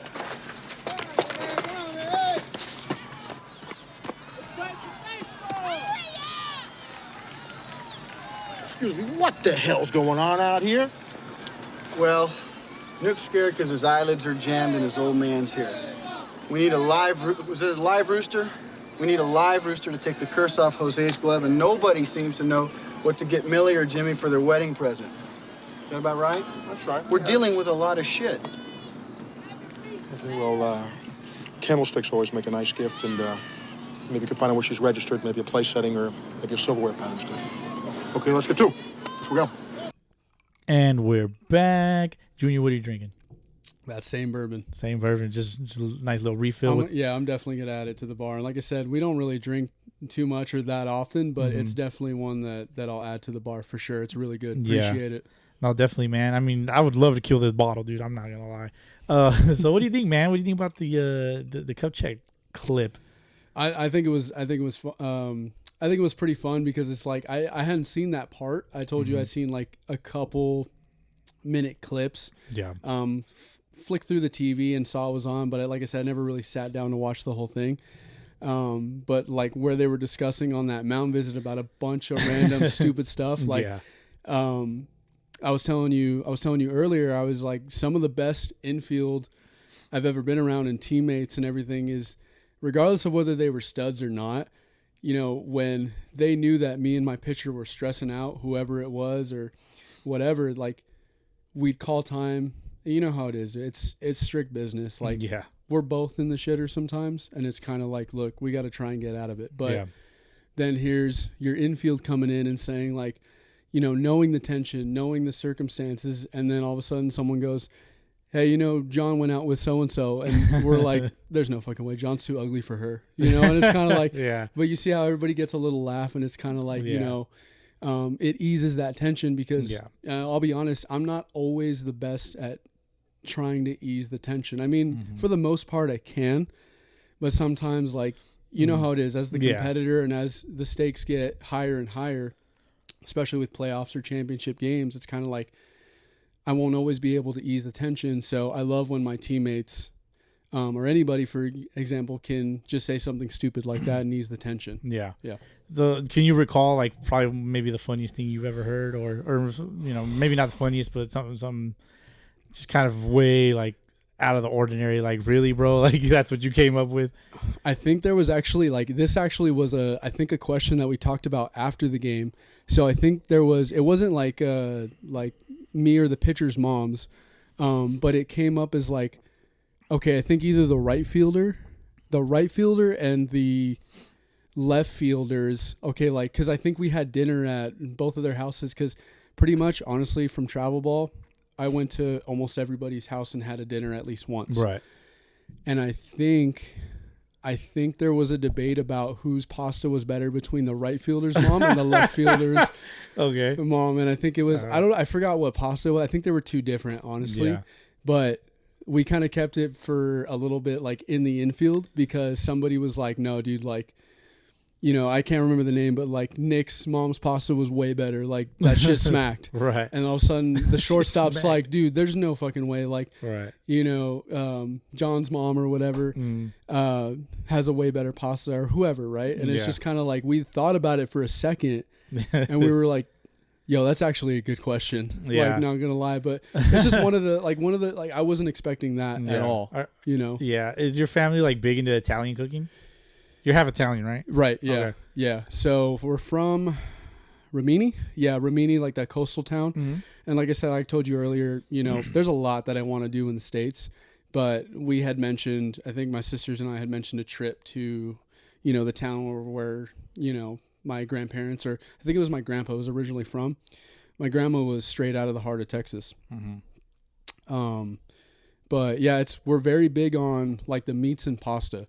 So it's kind of like growing up, it was kind of one of those things where I didn't realize how much I was eating because it's all good food, you know, and you know how some of us are raised. It's like, you're going to eat everything on your plate, you know, and because it's just kind of the respect. It's a culture thing too. It's a culture thing. Yeah.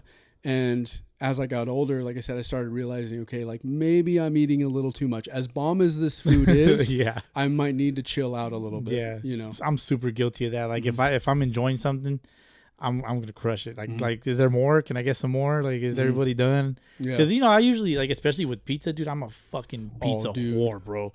Feel that. But like, I'll usually ask like if there's one last slice, and I'm like I'm fiending for it. I'm just like, I gotta eat that slice, you know. I'll ask, like, I'll be polite and be like, do the polite thing.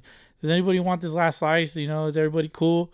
Because I won't say because I really want it, but like everybody kind of. But they'll sense it. They'll sense it. They'll be like, just go ahead and eat it. You could have just grabbed it and said, you know, fuck everybody. You could have just grabbed the last piece and we would have been cool with it. Yeah. Well, that's funny that you mentioned pizza because a couple people this week, you know how I think you saw my story about how I'm doing push-ups and asking stupid food questions. Yeah. Well, like I said, it was surprising that so many people were for the pineapple on pizza. I thought it'd be the other way around. Right. But so like a good friend of mine who I was at his house, dropped off some merchandise that he had wanted. He was the same exact way. We had said like, you know, if you put a box of pizza in front of us and nobody stops us or nobody like wants a bite of that, like we're going to go through the whole box. Yeah. And I think it's just one of those things where if you don't catch yourself, you all of a sudden you're 5 or 6 slices in. Yeah. And I think the thing with pizza too is like it brings people together. Mm-hmm. And it reminds me of the episode in The Office where like I think the warehouse and the office, like the warehouse workers and the office workers, like they're kind of they're trying to figure something out as like who's working overtime. Or I don't really remember exactly, but the point is that Michael buys pizza for everybody, and then everybody starts, you know, everybody's just digging in and shit, and then everybody's just cool, like. They're just nodding at each other like this fucking pizza's legit. And the thing too is as you get older, what do you equate like going out like or getting pizza, going out like celebrating, or like ordering pizza? You affiliate it with alcohol. So it's kind of like for me, the worst times that I felt after eating a meal is when I've had 3 or 4 slices of pizza, but I've also had a giant mug of beer. You know, so it's kind of like that's where it's like I think as an adult, you equate like, oh, if I'm gonna eat pizza, what do I need with it? I need alcohol, beer, whatever. You know. Yeah, and then the pizza, like you kind of relate it to pizza party, like it's a celebration. Yeah, you know, we got to celebrate something, man. Yeah. You had mentioned earlier too, like on your Instagram, you were doing like Chili's versus Applebee's. Yeah, that one honestly, and like I said, I'm trying to be as honest as possible, right? I just kind of threw it up there as like a whatever. I was like, you know what? I'm out for a jog. So where I live off of Baseline in Fontana, there's like a wash like with power lines and there's like a dirt trail. And I'll usually go for a jog every other day. I'll usually jog when I'm not going to the gym and lifting weights and stuff. And I was just like, look, there's a bench. I haven't done like modified push-ups in a while. So I got on one of the benches and I was like, and no joke, I've thought about that question before because like I was telling you, like we come up with like random food questions all the time just to spark up conversations. And when I had posted it, it was like, I think immediately there was like 7 to 10 people that got back to me about like Chili's all the way, dude, or No, Applebee's, and then a couple neutrals where it's like you can get food or get drunk at either place. Yeah. And it's like, okay, I see that. That's kind of like where I'm at. And like I said, with Chili's, it was kind of like a bias kind of a thing because I built a lot of good relationships with like the Chili's that I would go to with friends. But dude, I was honestly surprised at how many people got back to me and were so like passionate about is Chili's all the way, or those people that were like it's Applebee's all the way, dude. Yeah. I think again referencing The Office, like business gets done at Chili's, but I think Applebee's probably has the better bar environment. I think. Yeah. I could be wrong though. I think it depends on where you go. And, I think and it depends which one. And the staff, Also, probably like the layout of the building and stuff. Because like it can be Chili's, but it could like used to be in like a pizza parlor or something. Right. You know, like it just depends. Yeah, it's a lot of variables to take into consideration. Yeah. But yeah, man, you got any more food stuff that you want to get off your chest? I mean, I'm getting hungry now, but honestly, I was on my phone and I jot things down on notes. Like when I think about something and, you know, so I don't want to lose that thought, I'll jot them down on my notes. And I had already had like another 2 or 3 food questions that I was going to have set up. Okay, if I'm at the gym or again, if I'm doing push-ups randomly or down by the wash, like I was already coming up with other dumb food questions like, you know, okay, so if you have, or like where are the best fries? Or if you do have those fries, is it ranch or ketchup? You know, or is it In-N-Out or Whataburger? You know, right? So that kind of stuff. What was your best French fries then? That's a tough question. I think I had talked about this with my younger sister. Because like I said, dude, randomly we'll just be like, "Yo, where's your favorite place right now?" Or like all time. But we both agreed that when Del Taco had the obviously they still have the crinkle cut fries or whatever. But when they used to sell them in the giant soda cup. Oh, like we would always get like we were like fry freaks, so we would always like order the large. Like we don't want no small order of fries. Of course, like, these are bomb, and we want the big as you can get us. And it was kind of like a nostalgia thing, because it was just like we both agreed that, you know, Del Taco has some of the best fries, but it's kind of like the fact that you get it in a giant soda cup is what kind of made it nostalgia for us. Yeah. I can't think of where I've had these fries, but like I could just kind of describe it like good crispy fries with like seasoned salt. Yeah. But with barbecue sauce. Oh fuck! Like dip it in, instead of ketchup, use barbecue sauce. Yeah. Dude, I think that's my that would be my like my pick. I just don't remember where have I had these fucking fries? Yeah. I just don't remember. But if I'm going classic, just fries and ketchup. I think Farmer Boys has really good fries because those fries stay crispy. Like I need some crispy fries. Every now and again, McDonald's could be okay, but I think it's important that fries stay crispy because you can come across these soggy ass fries often. Yeah. Often, and that's for me, it's a huge turn. It's like kind of one of the luck of the draw things where it's a hit or miss, especially with like fast food places. You know, it's real hit or miss. But I think like you reminded me too with the barbecue is that like I didn't realize how much I love barbecue until I started realizing I was collecting bottles from like different areas. Like I was either I found a cool website or a cool brand, or like I was out of state and because that's kind of the thing. We all have the little thing that we buy when we're out of state, I guess. Yeah. My wife, same shit. She does the little Starbucks mugs. Exactly. Yeah. So for me, I would say it's like barbecue sauces. Oh, okay. And one of the best ones I've had, I think, was based out in Arizona, and I think it's called Rattlesnake Bite. And it's really not hot. There's a little bit of a kick, but the flavor was really, really good. And that was one of my favorites. I think I recommended it to a couple people. But it's like any day, I think I would still always just choose barbecue over either ranch or ketchup. Because that's just me. Interesting. So but barbecue sauce on a burger is okay, or? Oh, dude, that's my go-to. Okay. Yeah. It kind of gives me like a Western burger vibe. Okay, so like basically my entire like the little league diet of like 10 to 12 years old was if I wasn't eating a home cooked meal that my mom made or my parents made or whatever, it was a double Western bacon from Carl's Jr. Yep. Yeah, fire with the onion rings and stuff. I would pull out the onion rings because I don't like onions. They're gross. Even fried onion rings. Like people are probably like, really, like that shit fucking nah. Yeah, it's gross. I think it's nasty. I just not my go-to. I'm taking them out, but I like the flavor. Like it's weird. Like you use onions to like cook and stuff. Onion powder. It's good. It's delicious.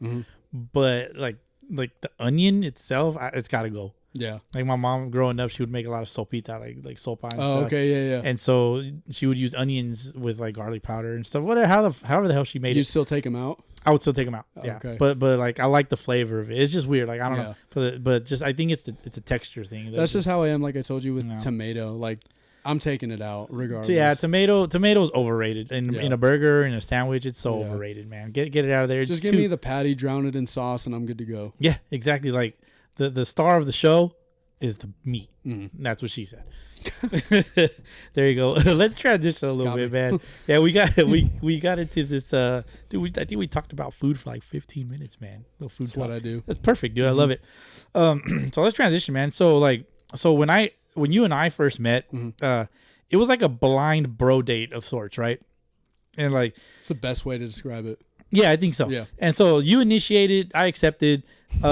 We met up at an Aztec League game that featured the Yaquis and the Dukes, right? Shout out to the Yaquis. They won their championship today against the Hammered So anyways, I shook your hand. My initial thoughts were like, oh, this dude is mentally strong, right? That was my initial thoughts of you. And the look in your eyes, they read like man with a purpose. And so we, watching the game, we're sitting down and we got into some deep conversations just like about life, its struggles, et cetera. Right. And like with me being a complete stranger to you, like you just opened up to me, and so for me, it kind of like it didn't like turn me off at all, but like, cause like the conversation was great. You just weren't expecting it. Exactly. Yeah. And so like, I feel like a lot of us, like we can relate in so many ways to some of the stuff that we talked about, know? And so like, can you talk to us about like your experience, your struggles, like your weight loss journey, and like what you've done to overcome all these obstacles, just and to get you to where you're at today? Yeah. No, it was a great question, and like I said, when we met up at that Aztec League game, it was, like I said, just good timing, right? Because again, mentally and physically, I'm a totally different person the past year or two than I was from, I would say 15 or 16 when I started developing unproductive or, for lack of a better term, bad habits, up until I was, like I said, about 24. So almost a decade of and again, we're all young. We have that, right? We all go through those phases, but I think it was kind of like I was getting tired of it. It was a decade long of the same person with the same habits and, to get into what actually made me click and change, specifically with the weight losses. So I was I'm about 6 feet, and I would fluctuate between 225 and 240. And that's too heavy for a guy who's only 6 feet. Right. If I was 6'4", 6'5", it'd be dispersed differently, right? Obviously. But I remember, so I was trying to, like I said, without doing any knowledge, going to anybody for a technique, I was trying to do one of the hardest lifting techniques that you could, which is just the deadlift. And so I had heavy makeshift weights. They were rusted. They were old. And I was just like, screw it. If I just keep lifting heavy, maybe eventually, I'll slim down. Right. Well, again, me not having any gym experience. Right. Just deadlifting a decent amount of weight. I can't remember, but I know it was way too heavy for me to even attempt. I had started feeling these little back spasms. And, I took it as regular back stiffness or tightness because I'm not used to working out and lifting heavy weights. Yeah. So, a couple days go by and I'm like, okay, well, it's not going away. Let me try and take some medication. And still, if anything, it's going up in intensity. Right. So me waiting till the last second to say anything, I was hanging out with my ex at the time, and we had gone to this breakfast place. And as soon as I get up out of the car to stand up and start walking out, the whole, the middle part of my back to the lower, where I feel my tailbone, just spazzed up. I've never gotten tased, but I think that's a pretty close comparison. Yeah. So I buckled really, really hard, and I had to almost go down on a knee. And, you know, me being super stubborn and not wanting to, you know, kind of ruin something that we were looking forward to for a while. I hadn't tried this breakfast spot, so I was really psyched. And so I'm just like, you know, whatever, I'll walk it off. And I can't even walk properly at this point. Like, people are noticing, like, yo, like, you've got an injury going on. You're just not saying anything. Yeah. And so we sit down, and it's one of those, like, those hard, small wooden chairs. They weren't, restaurant style. Right. And as soon as I sit down, the spasms get worse. And so every say minute or two, just another spasm. And like I said, my ex at the time was just like, yo, something's up. Yeah. Like, I couldn't even enjoy my meal because it was hurting so bad. And, you know, I let another 5-6 hours go through of just constant spasms of like, look, the medication will help. Up until about 6 or 7 p.m. in the evening, I just decided, I'm like, yo, I need to go to San Antonio Hospital. Wasn't too far. It was maybe like 10 minutes away. And they put me in the wheelchair. And obviously they helped me out of the car, put me in the wheelchair. And at the time it was the whole thing with like COVID. So like nobody could come in with me. So now I'm wheeled into the lobby, still dealing with, you know, again, it keeps ramping up in intensity. It's not staying the same. It's not going down. It just keeps going up. So I'm feeling worse as the minute goes on. So it's a good half an hour of this before they admit me into a room. And the first thing I told the nurse, I was like, look, I'm not trying to sound like a wuss or anything, but like, do you get this often with bad back pain? And she's like, we see it all the time. She's like, it's nothing to make you feel like a wuss about. Like, you can't stand. So it's kind of like something serious is going on. Like, you're not trying to be like a wuss or trying to, you know, downplay anything. Something's wrong. And so it took, I think, 2 or 3 morphine shots to start just relieving an intensity, not getting rid of the pain, but just a little bit of relief. And then I want to say, so I was admitted maybe like 7:30. I want to say I got back home like 10:30, 11 o'clock, maybe a little bit later. But when I got back home was finally when I started to feel some relief from the shots or, you know, from the care. I mean, shout out to San Antonio. They took good care of me. I know they were dealing with probably worse things, but the staff was really, really well to me. And then to walk properly, I think it was another 3 or 4 days, at most maybe a week, just to walk under my own power. So that shifted me into, look, I know you want to look better and lose weight, but you can't do it with just lifting weights right now. Right. You got to change something up. You got to start something that you can handle, you know? So then I start by just saying, look, you know, I know how energy in and energy out works. You know, if I eat more and I don't move my body, I'm going to gain weight. If I eat less and move my body, I'm going to be in a deficit. And that's literally the mantra that I had in my head for the next like 6 months to a year. And you know, and my family, like I said, super supportive. And, you know, it was kind of one of those things where it's like, I had never seen that side of life. I had never seen the really fit or me feeling really confident about how I look. I never really saw that side of life. I only got bursts of it because when I did good catching, you know, or played a really good game, I had that burst of confidence, but it wouldn't last long. Right. I'm talking about like real raw confidence, and I wanted that for once. And so I just basically watched what I was eating a little bit more. Didn't do anything too restrictive. It's not advised anyway. Right. But just like I said, watched a little bit more what I was eating, and then just made sure while I was coaching a travel ball team at the time, before practices started, I would run poles. So I'd run poles to get like my jog in. Sorry about that. You're good. Punch the shit out of the boom. It's like, dude, I'm like, I vary with my hands when I talk. So you're good. But so anyway, so before I would be in charge of the practices, I'd run poles. And it was a smaller field, so I'm not running on a high school or college field. It was a pony field. So I'm like, cool, this is manageable. I can do 5 or 6 poles before I start practice, you know, get a little rush going before I coach the kids. And from there, I think after the 2-month mark, one of my former coaches was like, "Hey, are you slimming down a little bit?" And I'm like, "You know what? I'm trying something different. I'm just keeping it simple, and see where it takes me." And he's like, "All right." He's like, "I can see it. You're slimming down a little bit." And that was the first time where it was like, okay, I'm just going to keep going with it, right? Because I at least wanted to give myself 2 to 3 months. Yeah, and then the people are telling you like there's a result. The results are coming. Right, yeah. Right. And again, how often are we so short-term goal-oriented that we say, all right, I want to lose weight, but then after a month we're like, it ain't working. And it's like you got to give yourself minimum 2 months. That's what I would say, 60 days. Yeah. For you to see some slight change, and other people will notice it first before you do. Yeah.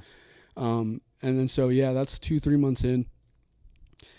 So basically, in total, I went from about 240 to 185, almost dropped down to 180. Yeah. And that was just with doing a little bit of cardio throughout the week, running and watching what I was eating. And then it had gotten to a point, because then I kind of was starting to go back the other way of being too skinny. Right. Because I could tell, because I still had an arm, I could still throw the ball hard and play pretty well. But everything was starting to hurt a little bit more. Mm-hmm. I didn't have the supportive muscle tissue to play consistently. Mm-hmm. So once I got down to 180, I was like, okay, cool, I'm skinny, but I still don't really have that confidence. You went from one extreme to the other extreme. Right, exactly, which most people do if they're one way for a good amount of their life, a long period of their life. But I maintained around 190, but again, I still didn't have really that much muscle. I was just skinny. Yeah. But something that I was really proud of along the way in my journey was my sister at the time. She just got diagnosed with diabetes. Mm. And, we had a couple family members pass away from it. And at the time, I was maybe 5 or 6 months into my journey of just kind of being a little more fit and more mindful, changing my lifestyle. Yeah. But I had to come down hard on her because we saw what it did to our family members. Right. And I told her, I said, you have a reference, you have a mirror to look at, And even if you didn't, you got to understand where you're headed.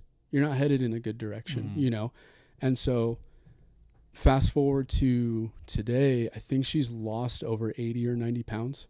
Wow. And the other day she was like, she's like, if you didn't give me that straight up younger brother looking out for me kind of with my health, the way that the way that you were, she's like, I don't know what I would have done. I probably would have been on the same track. Right. Probably would have been heavier, but Jesus.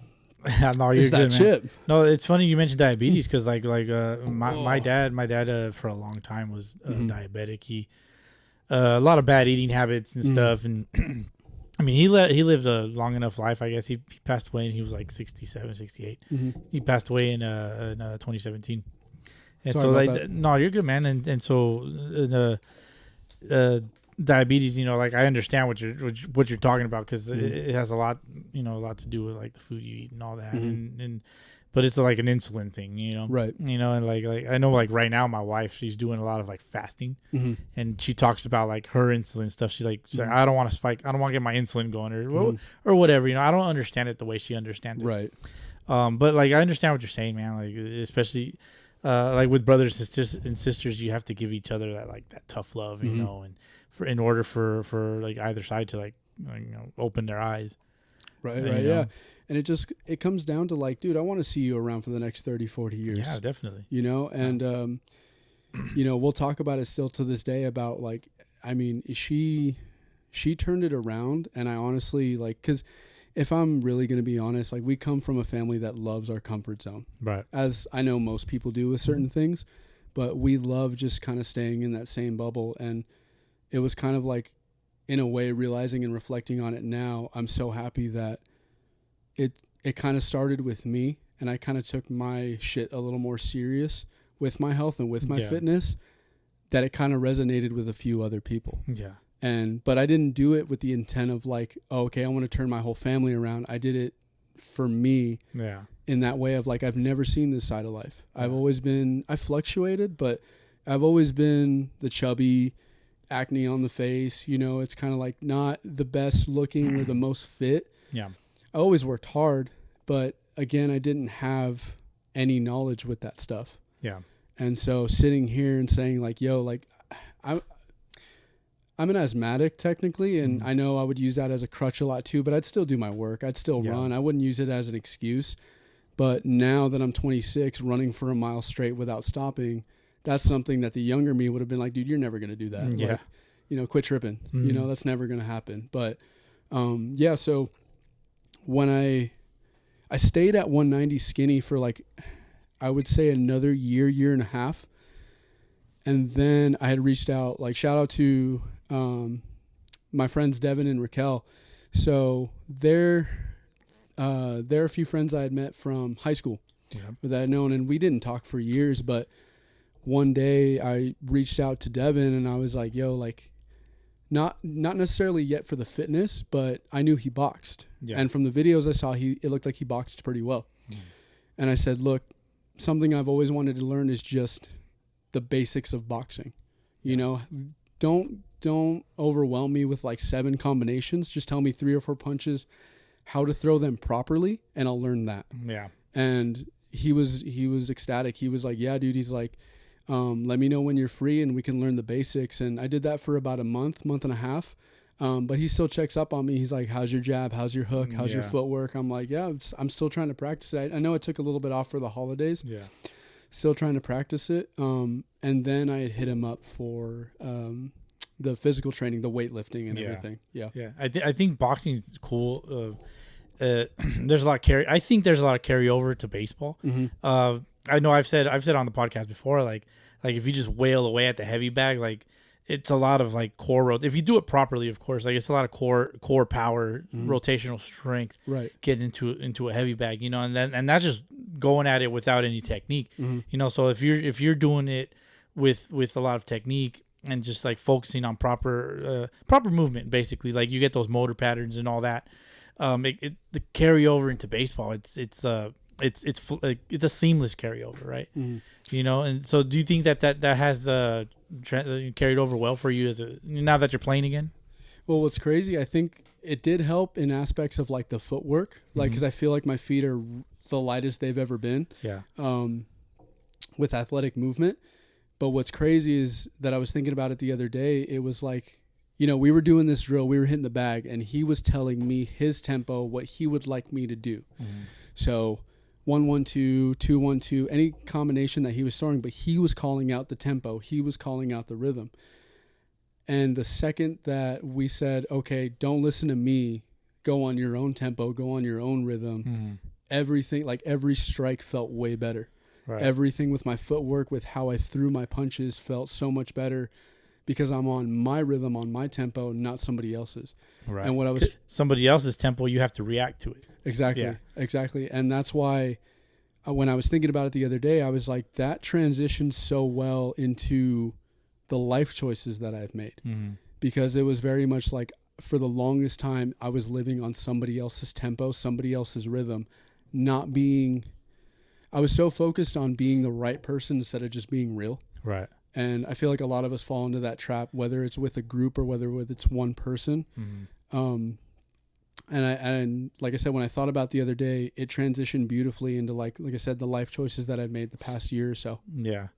Nice. And so with all the stuff and all your changes that you've been doing, you've we kind of like teased it earlier. You started pretty much your own business, right? In the world of baseball, you know, as essentially a coach. But would you label yourself a coach or a trainer or so? Basically, all right. Let's talk about JRG training. Like, what do you let the world know? Yeah. So again, this was another wholesome story. How it started is I was a couple months before I turned 25. I think it was like October, November. I was really starting to build a good reputation with like the 10U and 11U team that we had at the time. You know, they liked the way I coached. I liked the way they played. And I also love the parents. Parents are a big part of it too. If not most, all of the parents were really cool with me. And they loved the way that I coached their kids. So, like I said, that October, November, was when, I can't remember. Yeah, it was, okay, so it was David. So the dad of the shortstop at the time who I was coaching, you know, if he was by the fence, because he grew up playing basketball, he didn't know much about the sport of baseball, but we still had, like I said, with you and I or with anybody, I'll have good life conversations with. And that's how we bonded. That's how we got closest through life conversations. Yeah. So one night after I was done conditioning the 11U team, you know, he pulled me over to his side and he was like, I've never seen that, bro. Like from any sport, like basketball, football, or like baseball. He's like, I never seen what you just did. And I was like, what do you mean? What did I just do? I'm coaching. And he's like, you ran those kids into the ground as if you were a college, like Division I coach. Like the way you condition them, he's like, that's how I used to condition. Right. But then right after you got down on a knee at their level and said, look, this is what I expect from you. And I expect certain things from each and every one of you, and then I expect things as a team on how we take the field and how we present ourselves. And he was like, dude, that's something that's hard to find, because you'll get a lot of coaches who are just I'm going to tell you what to do, and then like if you ask me questions, I'll kind of be annoyed about it, or just listen to what I have to say, right? Kind of like the authority thing. Yeah. Which I understand, be respectful, but sometimes if you're just telling them what to do all the time, like, you know, they're going to get tired of it. And so that was the first time where I was like, I mean, I appreciate it, but it's kind of like, this is how I coach. Yeah. This is how I've gotten more comfortable with the teams and everything. And he's like, no, dude, I think that's why the kids resonate so well with you, is because you can put them into the ground, but at the same time, you're picking them back up and you're saying, look, this part of your game is really good. And I love that. Yeah. But this part of your game needs work. And that's what I'm here. I'm here for both. To maintain where you're at a high level, or the aspects of the game that you're really good at. But I'm also here to build up those other parts that aren't so good. And then again, going back to another parent who had told me the same thing not too long after. And then around my birthday, when I turned 25, a little over a year ago, was when I was like, okay, maybe it could be something. But again, you don't think much about it, because it's kind of like, okay, whatever, I'll look into it, but it's not something that you really take seriously. And then as I start doing a little bit more private coaching on the side, I noticed that my kids, in a short amount of time, they pick up things really quickly, whether they're the most talented on the field or not so much, but they get better at their game in a short amount of time. Yeah. And from then on out, I started diving in more into the private coaching, and, you know, with catchers, starting out obviously with catchers, and then some hitting. But then it got to a point of like, okay, well, I pretty much have anywhere from 7 to 10 kids, and I want to pursue this full time because I'm 20. Yeah, I just turned 25. Like when I was thinking about it, right? I just turned 25. You know, I don't have a family. I don't have any like mortgage, any big payment, right? I don't have any huge stress on my mind right now. So why not just pull the trigger and go for it? You can focus on building something. Right. And focus most of my energy, if not all, on building it. And then from I would say March or April of this past year up until now, it's just been nothing but full-time private coaching. Yeah, and then I think maybe people come, the kids and the parents, they keep coming back to you because, you know, what you're teaching, you know, it resonates with them, right? Like it's just, it's different. Like in a way, like I said earlier, catchers are men of the people. Right. And so that leadership quality is obviously there. And so like these things are gonna, what you're preaching to them, they're gonna stick with them for life, right? And so like I guess my next question would be like, what are some of the philosophies that you teach your players, and some of the philosophies that you teach them that these things have to carry over into the real world? Yeah, I mean, and like that's a great question too, because once the lessons are done about baseball, if I have time, I'm talking to the parents and the kids about certain life lessons that I didn't make the right decision at the time, or maybe I did, but either way I learned from it. And so it depends on who I'm coaching, because obviously the life advice that I give an 11, 12, or 13-year-old is going to be different than the 17 and 18-year-old. Right. It's like kind of two different worlds almost, you know? Yeah. So I think one of the main things that I tell my younger catchers is, you know, just with the vocal part, because I know they're still so scared, just practice being more assertive and vocal in a way around the house. Yeah. Because that's the thing big time that I see a problem is like they're afraid. They don't, and I get it. They're so young, dude. They can't process the situations that are going on, especially in a game. Yeah. It's very like catch the ball, block the ball, throw somebody out. You're right. Especially in today's world, like we hit the youngsters, like they have a lot more distractions with social media and screen time and all that stuff. So like, so they're not really forced into these kinds of situations, you know, which is why I feel like it's important to keep your kids and stuff, you know, keep your kids, especially with with what you're providing, you know, training, like the physical aspect, but also like the mental training, like, cause you're providing like that huge mentorship, you know, that maybe like the father figure probably doesn't have those qualities, you know, but like they still want their kids to have that, you know? Yeah. And that's, like I said, it's just based on the age that I'm coaching at the time. And then, like I said, my catchers are really good, especially some of my younger ones, at the not complaining rule. Like they just already know, like they're here to work, they're here to get better. And the second that I start, you know, hey, I complain here too because something hurt or something was tweaked or whatever, right? You're getting tired, I understand. But it's, you know, again, if I keep hearing it, you know, but like I said, the catchers who I have, they've adopted that philosophy, whether it was just with me or that's their demeanor already, and then we just mesh well together.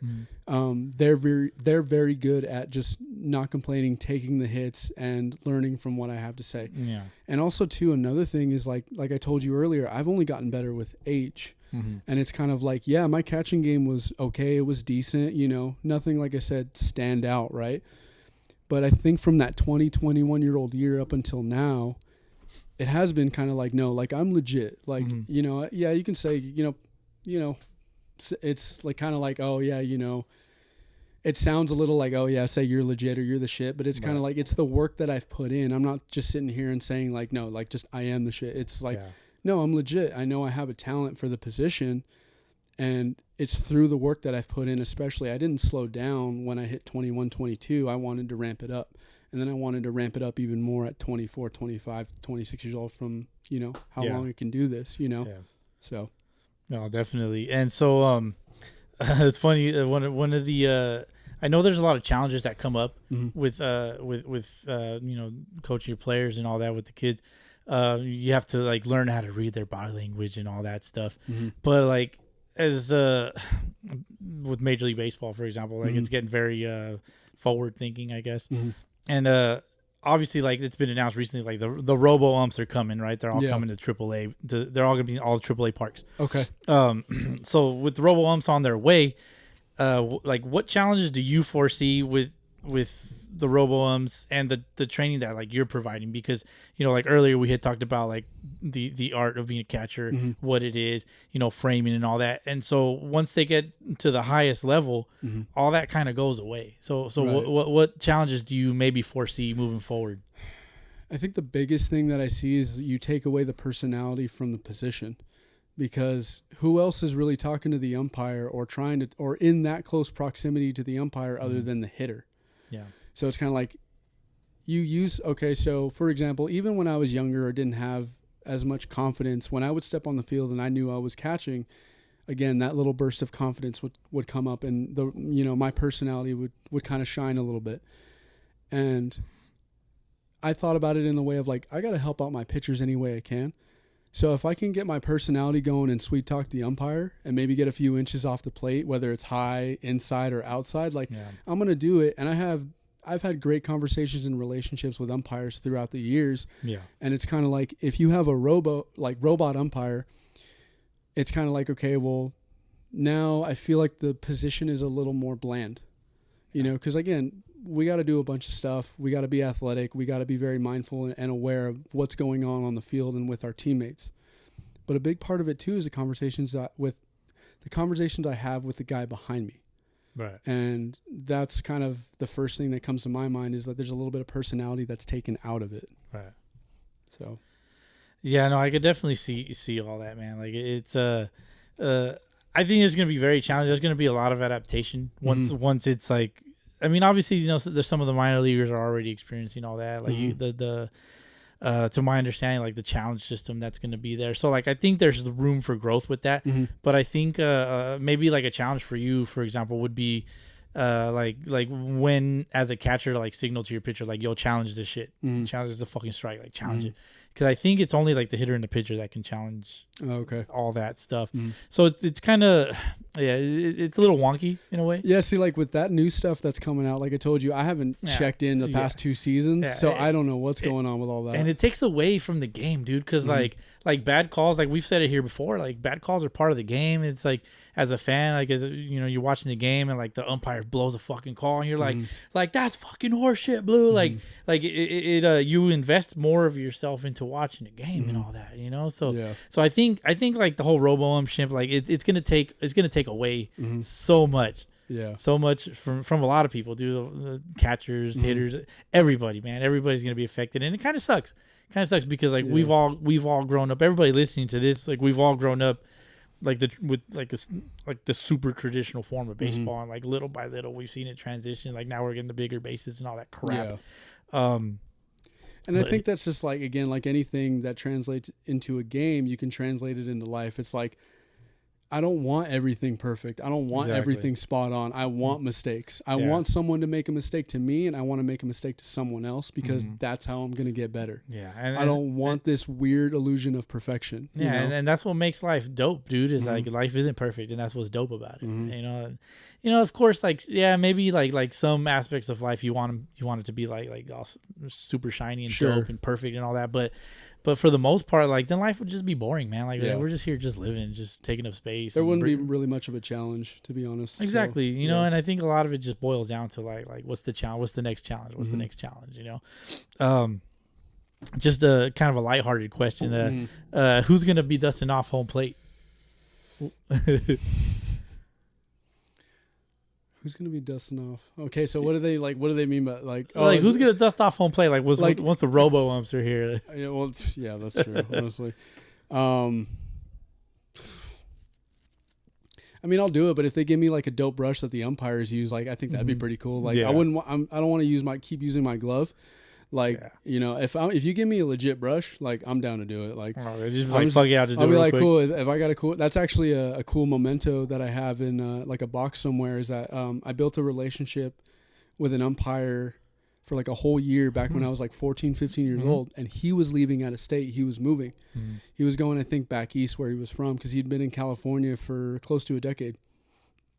And he said, "Hey, you're one of the best young catchers I've ever seen. Like, not only that, you're one of the best personalities who I've ever worked with. Right. And you're so young, dude." And, you know, I was like, no, it's just, you know, I appreciate it. I'm just playing my game, and you have a great strike zone and you're very friendly.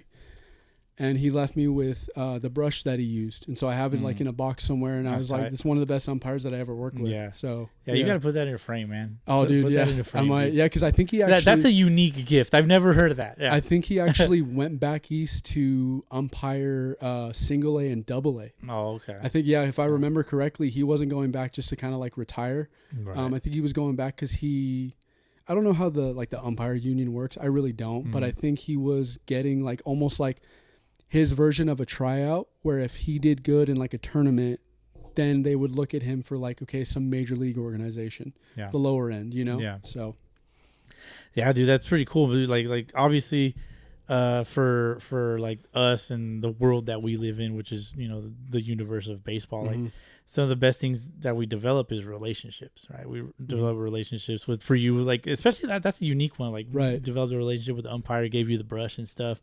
You know, like our teammates, like they become some of our best friends, and some of our, you know, some of our best and worst memories come through baseball, you know, like. Yeah. And then also too, before I forget, shout out to the Fontana Marlins and the Sun Devils.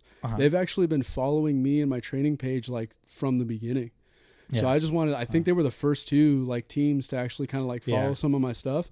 And I'm just trying to remember some of the shout outs that I wanted to, but no, they've been following me for a while. And I have have an old high school teammate who plays on the Sun Devils that he's always been cool with me. So yeah, saw him today. That's dope. Yeah. Yeah. You guys played each other today. Yeah, right? yeah. Tropic Yeah. Sun Devils. You guys lost by a big margin. Yeah, we got into it a little bit before this, but yeah, it happens. It happens, man. You can't win them all, dude. Yeah.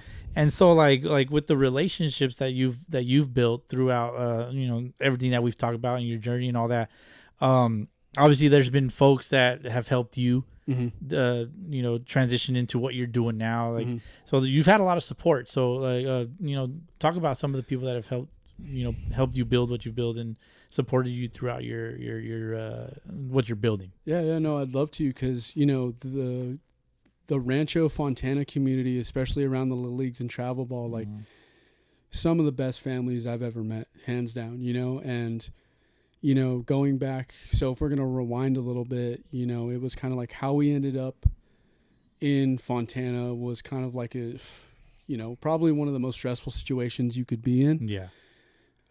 So at the time I was still just starting out the private sessions, and one morning, I think my mom had said like, oh, hey, like I want to talk to you and your sisters. And I was like, okay, usually how it is, like with that tone, something's not well.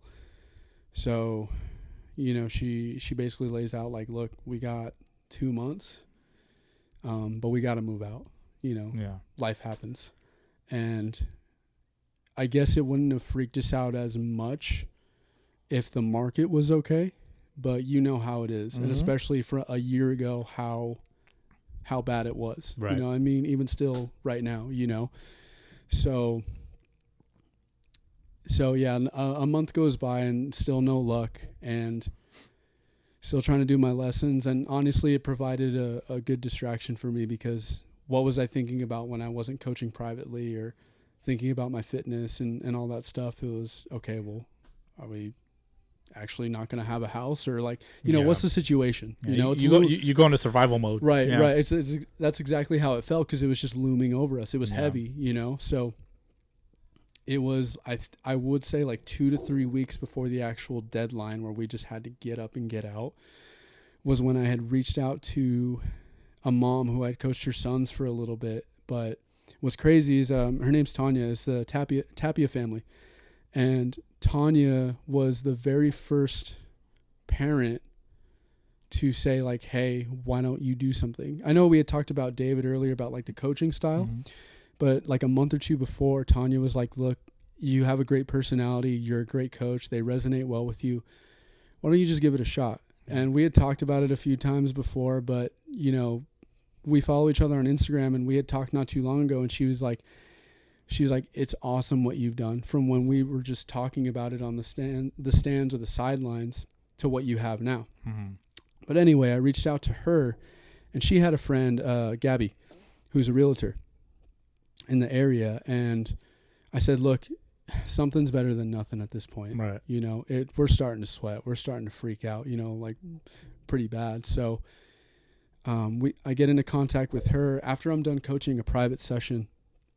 I'm driving home, and I call Gabby, and super friendly, super talkative, but everybody loves her. That's just how she is. And we start to kind of get to know each other, like warm up to each other. And it turns out her son was on the team that I was actually helping out over at Vineyard. So immediately there's that bridge that kind of, connected us in a way. And she was automatically even more warmed up to me. Yeah. She's like, oh my God, like my son Adrian loves playing baseball. He loves the team that he's on, great family, great teammates. And I said, oh yeah, I just started working with them around Vineyard, trying to get private sessions in. And so she goes, hey, like if you guys are ready, like you and your mom's boyfriend could come up and check out the house. And I'm like, dude, this is farther than I've gotten in my last 4 or 5 attempts. Like, thank you so much. I really appreciate that gesture. And an hour or so later, we go up together, and we meet her at the property. And again, super humble, super sweet. And we're about 15, 20 minutes into the tour. She's telling us the basic layout, the yard, like square footage, all that stuff, right? Yeah. And then she goes, yeah, so if you guys want, like, you guys can just move in. Yeah. And I was like, wait, well, I'm sorry. Like, Yeah. no, did you actually, like, is that what you said? And she was like, no, yeah, if you guys are, if this works out for you guys, you can move in. 3 days before she was going to post it on, what are those, like, those real estate websites? What is it, like Zillow? Zillow, yeah. Zillow, yeah. So she was basically 3 days away from posting it and just letting it be like, okay, whoever puts in the best bid can take the house. And she just was like, look, you've told me your situation. You and your family seem great. So, like, she felt more comfortable giving it to someone who she felt a little bit warmer about, especially, like, being around this community and coaching this community, than kind of just letting it go to whoever. Yeah. And so that's where I really was like, yo, like, you can't make this stuff up because I barely met you today. But because you're just trying to be so helpful in your community, you don't know what you've done for me and my family. Right. You know, so that was pretty trippy. Yeah. No, it's a beautiful thing, man, when the community can come together, you know, and I know we got our community here in the Sunday leagues, man. Great community. Definitely, dude. And like, shout out to everybody that you know, supports the show. I feel like it's built up little by little. You know, brick by brick type of thing, and it really trips me out, man. Because like, I know today somebody walked up to me earlier. I was at one of the games, and the dude's name is Alex. He introduced himself. I want to say he's the head coach of the Yankees. I know he plays on the Yankees. I'm not sure if he's the head coach, but he was like, "Hey, you guys do the podcast, right?" I'm like, "Oh," and so kind of like.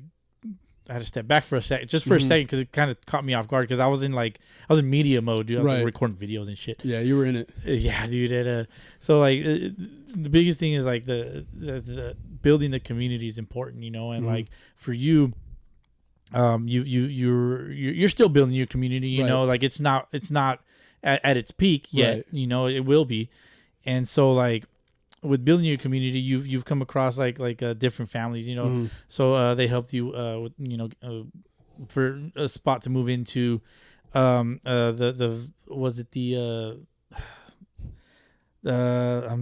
kind of losing my train of thought. I have the notes written down right here. The Vineyard community families that like helped support you and all that, right? And also like for the merch that you guys have that you've created, you know. So with that family, it was actually another little bit of a wholesome story of, so back again when I was coaching the travel ball program at the time, there's a kid who I met, Jeremy, and first impression was, dude, he's just a gamer. He's not the biggest, tallest, or strongest, but he's athletic. And the work ethic that I saw him put day in and day out resonated well with me. And I think that's why, you know, we resonated so well when I coached his team, practices or games. But so a little going back to that wholesome story, it's like, okay, so one day when I was packing up my gear, ready to go home, usually the practices were like 4:30 to 8:30. And at the time I was working a job earlier, so I was working 12 to 14 hours, but just knowing that it would pay off. Yeah. Right. Just with that mindset, I didn't care. I knew it was going to pay off in the long run. And so this guy comes up to me, and I didn't know it was his dad. He just comes up to me and he's like, "Hey, coach." And I was like, "Oh, hey, sir, how you doing?" And he goes, "Dude, my son loves coming out here and seeing you on the field." He was like, he was so kind of like bummed out. I had missed a practice a couple weeks before. And he's like, dude, he was honestly bummed out, right? Because he loves your style, and he loves, you know, he just loves the way that you coach and resonate with him and the other kids, right? Yeah. So he comes up to me, shakes my hand, and he's like, no, he's like, keep it up. He's like, you're doing something right. You know, you're just doing something right. Fast forward almost a year later, I want to say. I do a lot of my lessons at Day Creek and like Rancho Summit, pretty local, right? I don't have to drive far. Yeah. Which is a blessing too. But so I see him one morning at Day Creek, and I'm like, "Jeremy?" And he's like, "Oh, what's up, coach?" And I didn't know his dad's name at the time, but you know, it was Steve. And we were talking, and he's like, "Yeah," he's like, "We remember you." He's like, "How you doing?" I was like, "Dude, I'm doing well." Really hitting it hard with the private coaching now, just kind of saying screw it and seeing where it goes. Yeah. And he goes, you know what's funny? He's like, my wife was right the whole time, because his mom had come out to watch a couple practices, and his mom had come out and said, like, after the practices, I think they had talked about it back home one night, Right. and they said, why doesn't Coach Junior like do his own thing, like coach privately? Yeah.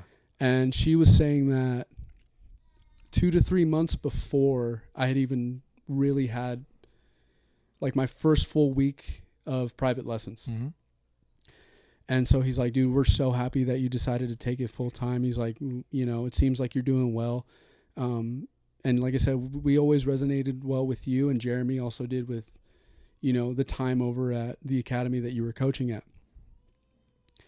And so turns out like we're talking, like I coached him for like a month or so, right? And Steve's a great guy. We had great conversations. Something comes up about merchandise, because I threw it out there. I said, you know, it would be cool one day, like just merchandise. Yeah. He goes, yeah, well, you know what's funny? My daughter does that. So just like ask her. I was like, oh, okay. Well, that was fast. Yeah. And so it literally was like, I told him, I said, yeah, one day maybe. But he goes, well, my daughter does that. Like, hit her up. Like, we'll hook you up, dude. Yeah. And I was like, okay. So then another 2 months go by, and, you know, I'm like kind of still debating on it. Maybe I want to, maybe I don't. And then all of a sudden I call him one day after a lesson. I said, look, there's local teams that actually want me to coach their catchers. Yeah. And I'm like, again, another blessing. You know, I'm super grateful for that. And he's like, dude, that's awesome. He's like, you're starting to build more and more momentum. Yeah. And so then one day when I coached Jeremy, I have him on Wednesdays. I'm coaching him. I'm about to coach him. And Jeremy comes walking up wearing the JRG Dry Fit shirt. Oh, shit. And it took me a second, because I'm like, yo, nice shirt. Uh-huh. Yeah. And I was like, yeah, nice shirt. And I was like, okay, hold on. And then I see that his dad comes up with my shirt. Right. And I was like, dude, no way. He's like, you guys are awesome. Like, that was such a cool feeling. Like, I would love to replay that feeling over and over again, because like I said, just like that, he got off the phone. He told me he got off the phone when I was done telling him, like, hey, local teams want me to coach their catchers. Yeah. And he said, look, we got to make it happen for this guy. Yeah. And literally from shirts to, so now we have shirts, polos, hats, and sweaters, and all within a span of like maybe 2 or 3 months. And like I said, a huge shout out to the Mejia family, because they've been one of my biggest supporters in the community of like, dude, keep doing your thing, keep building, because, you know, you're something special, at least when it comes to the coaching community around here. Yeah. So really appreciate them and all their work that they've done for me. Yeah, no, definitely, man. And, you know, shout out to the Mejia family, and, you know, to Steve. I mean, he just took the initiative and just like, told his daughter, like, make this shirt. Yeah. Make the shirt so I can roll it with it or whatever. Pretty much. Yeah, that's how it happened. So, I mean, everything that we've talked about so far, right? Like we all the challenges you've gone through life. We've talked about food and all that shit. And that's the thing too, is that we've gone through kind of some of the easier challenges. Like the thing is like reflecting back on a certain period of my life, it's like, no, there was a patch where it was pretty rough, and it was kind of like one of those things where I was just in my own constant cycle of like nothing's going well given the environment and situation that I'm in. Yeah. But no, yeah, like I said, it's been, like I said, the past couple of years have been wholesome. Yeah. But yeah, so definitely, dude. And like I've seen, like I can tell that you've grown a lot. Obviously, I haven't known you as long as, probably would have been cooler to know you a lot longer, right? Yeah, maybe. Maybe on who you ask, yeah. Yeah, but so like all these challenges have kind of brought you to like one focal point where you're at right now.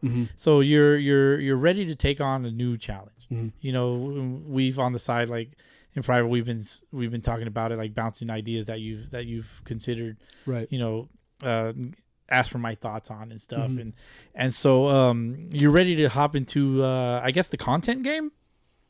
Yeah. So I mean, and that ties in pretty well with some of the life coaching that I eventually want to do. So I think it was maybe like a month or two ago. Again, just throwing it out there in the wind, just saying, you know. And again, I have to give you guys a lot of credit too, because again, going back to the community you guys have built around this podcast, and back when I saw Fitz make Nosebleed Baseball, you know, it was kind of like one of those things where it's like, again, I could never do that. I could never do video. I could never do audio. Again, just placing myself in a box of like, you're not gonna be that guy. Yeah.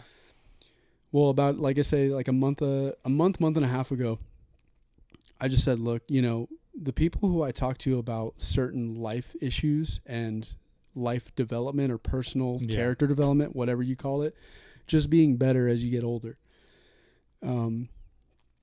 I have a good community that I can build off of, and a lot of experience in that. I mean, I'm only 26, but so like, for example, the friend who I had on, he's, I want to say almost twice my age, but one of the greatest things I've heard in a while was him say like, look, dude, I've been through so much. He's been through way worse things than I have, or what most people go through, just given the way he grew up. Yeah. But he said, dude, from seeing you from 18 years old, how you were, how you looked, how you carried yourself, what you were going through, to, like I said, the 26-year-old you that I'm seeing right now, he's like, dude, you're one of my heroes. Yeah. And that's where it was kind of like, you know, it struck a little deeper than it normally would have, because like I told you, I don't stop to pat myself on the back. I just keep going. Right. I'm kind of like, cool, another day. Yeah. But yeah, so, and you actually helped me with the name. So I'm doing a video, kind of a video interview style, but eventually I want to make it into a podcast, save the audio files, and just put it up on Spotify or wherever people listen to their podcasts or their music. And it's going to be called The Honest Archetype. And like I said, I was really going back and forth with 3 or 4 names that I was trying to come up with that resonated with me. And like I said, my lifestyle the past 3-4 years. And, you know, you really helped me pick that out, because I think what the Honest Archetype is supposed to stand for is like the video interview and the podcast is that, look, you're not going to be one style of person. You're not going to be always a bad person. You're not always going to be a negative person. I mean, yes, there are assholes in the community. I get it.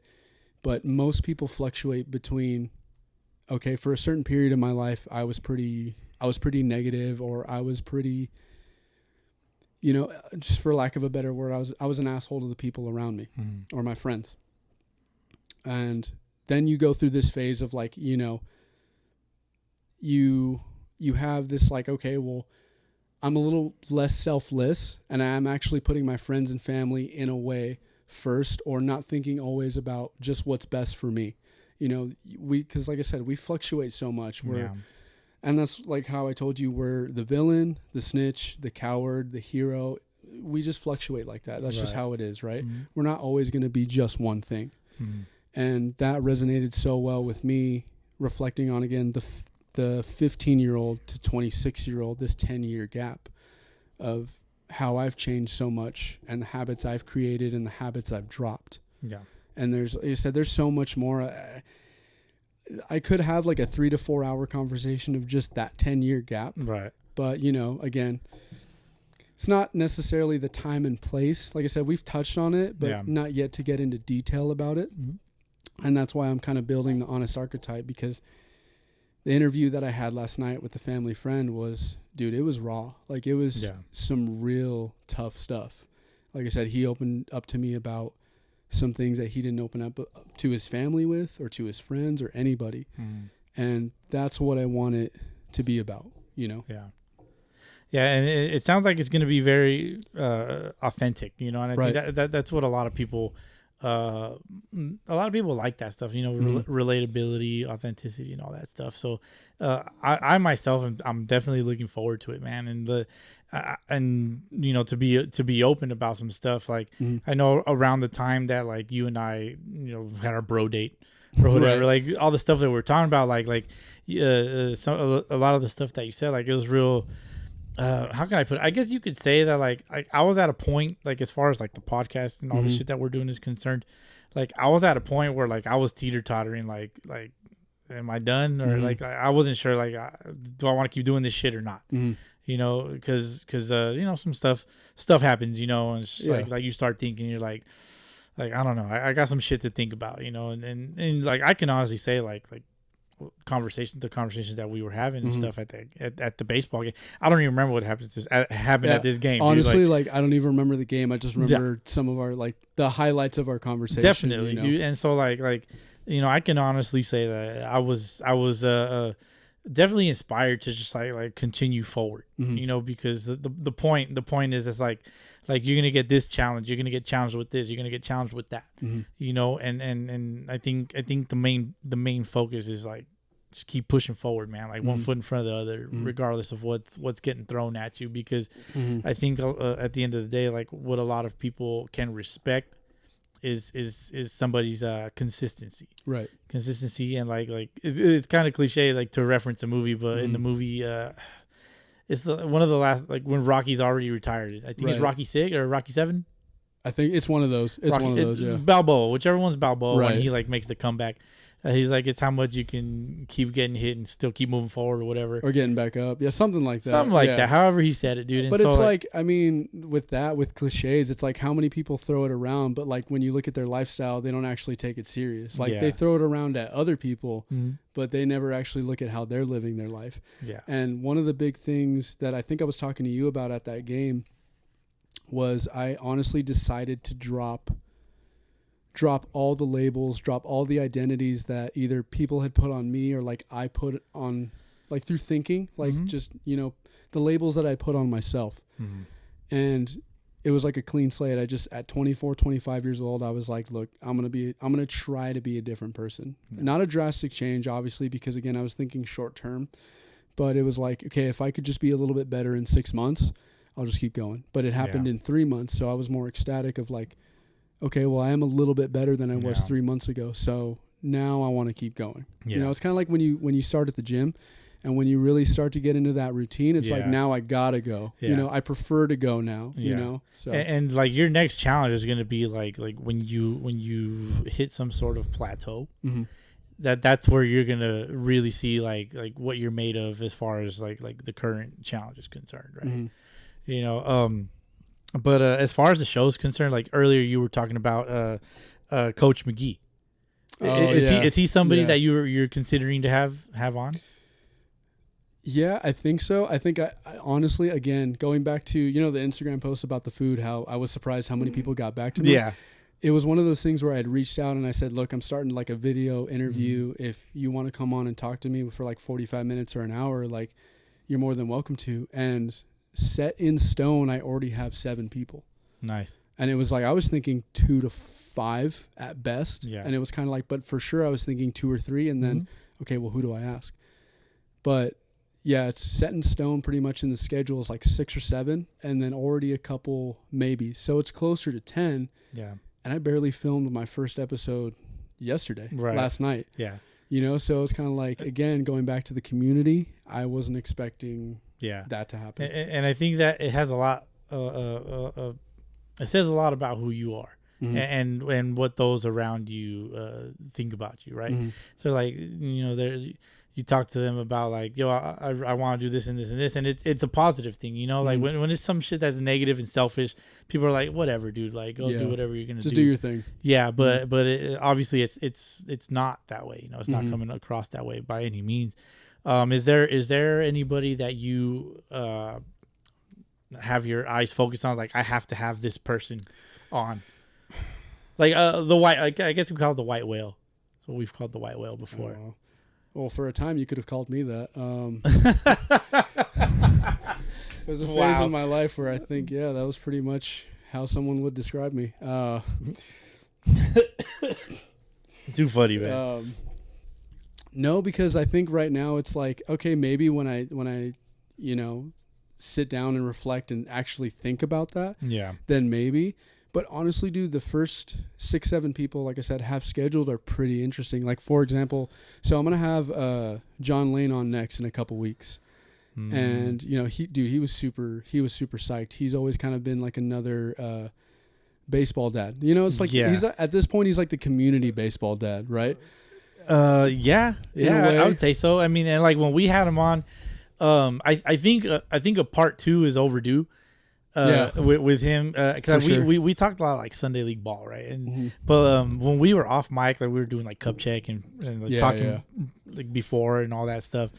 Like there was a lot of shit that we talked about. That's like this is a real life shit right here, dude. Yeah, you know, and it's like it kind of just comes back to like people in general, like you don't know really what's going on with them, you know. And so like a lot of stuff he was talking about off the mic, it was like damn, like that's the kind of shit that a lot of people can relate to. Yeah, you know. So hopefully, like, you know, later on down the road, it's something that we get into. But I think more for what you're gonna do. I think something like that fits more for your the content that you're gonna put out. Yeah, for sure. And that's what we had. We had one of those live conversations after the game today. And yeah, so like I'm gonna have him on in a couple weeks. He's got to get back to me with a schedule.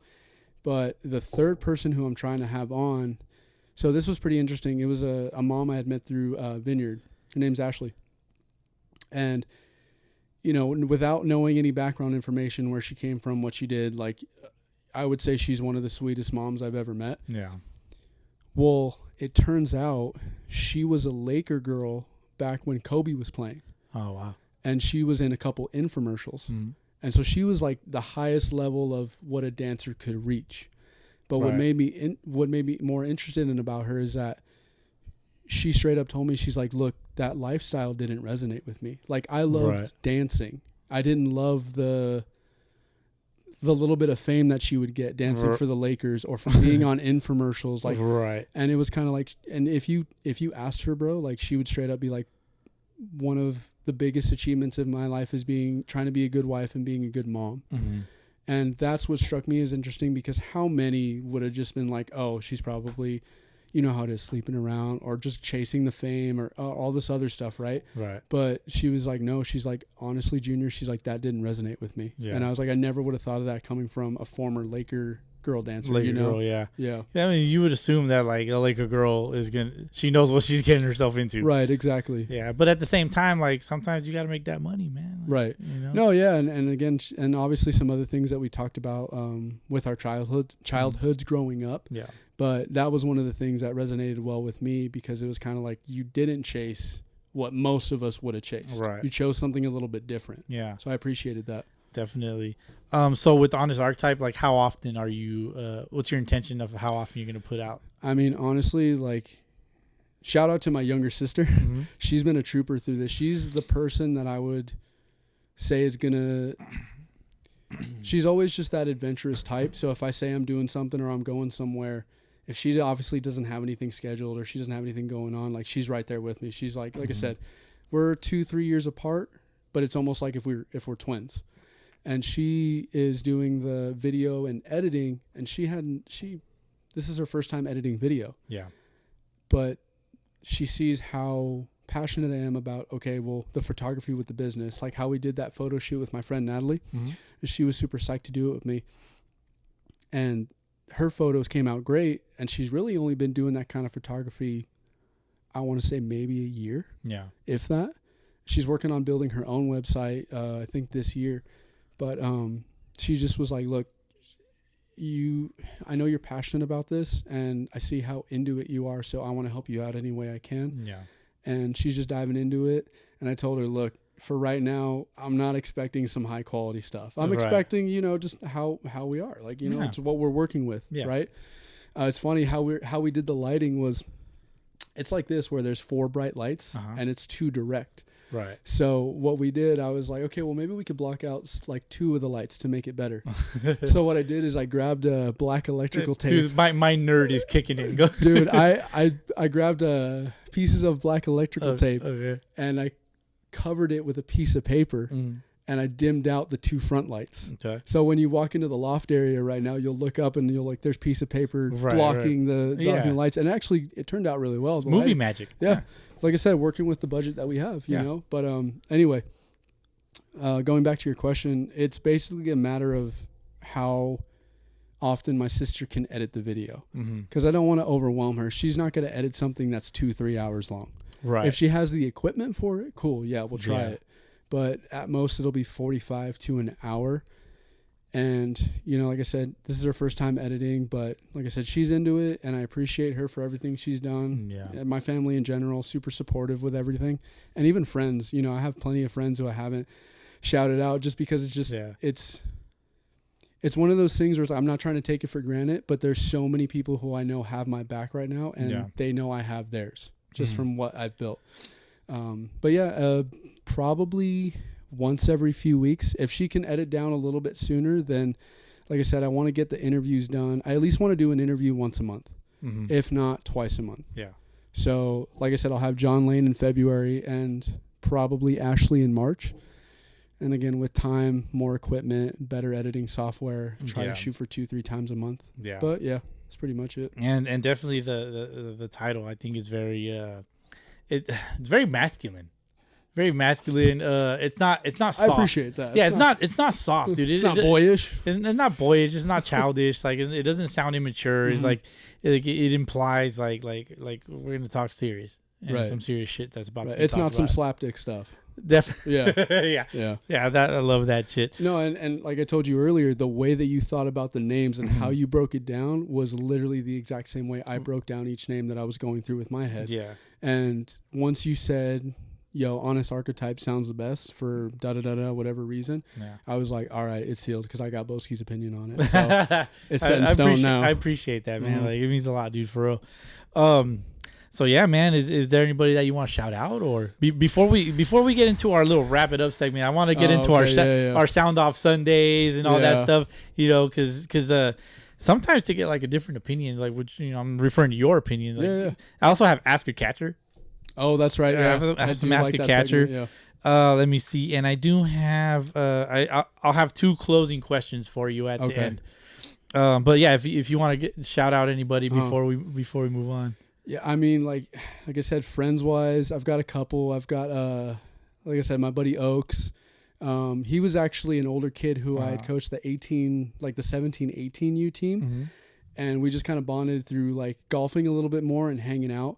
But what's different about him at his age is that he's taking work more serious than any 19, 20-year-old that I know. Right. Because he's playing the 15, 20-year game. How many 20-year-olds you know that are like, no, I'm playing this for the long haul? Right. What do most 20-year-olds do? Party and drink. Do stupid stuff. Do whatever it is. Stupid, dumbass shit. It's something stupid. And I'm not saying like he's like this 35-year-old, 40-year-old trapped in a 20-year-old's body. To an extent, but I've never seen a guy his age take work so seriously and play the long game. Yeah. Like I told him straight up the other day, I was like, dude, I wish I played that long game when I was your age. I'm playing it now at 25, 26 years old. Dude, I'm playing it now at 38 years old, bro. Yeah, still young. I mean, it's wild. It trips me out. Like I got 12 years on you, dude. And it's like I'm learning shit from you, you know? So it's pretty cool, man. Appreciate it. Yeah. I mean, like I said, off the top of my head, I know I got plenty of friends and family.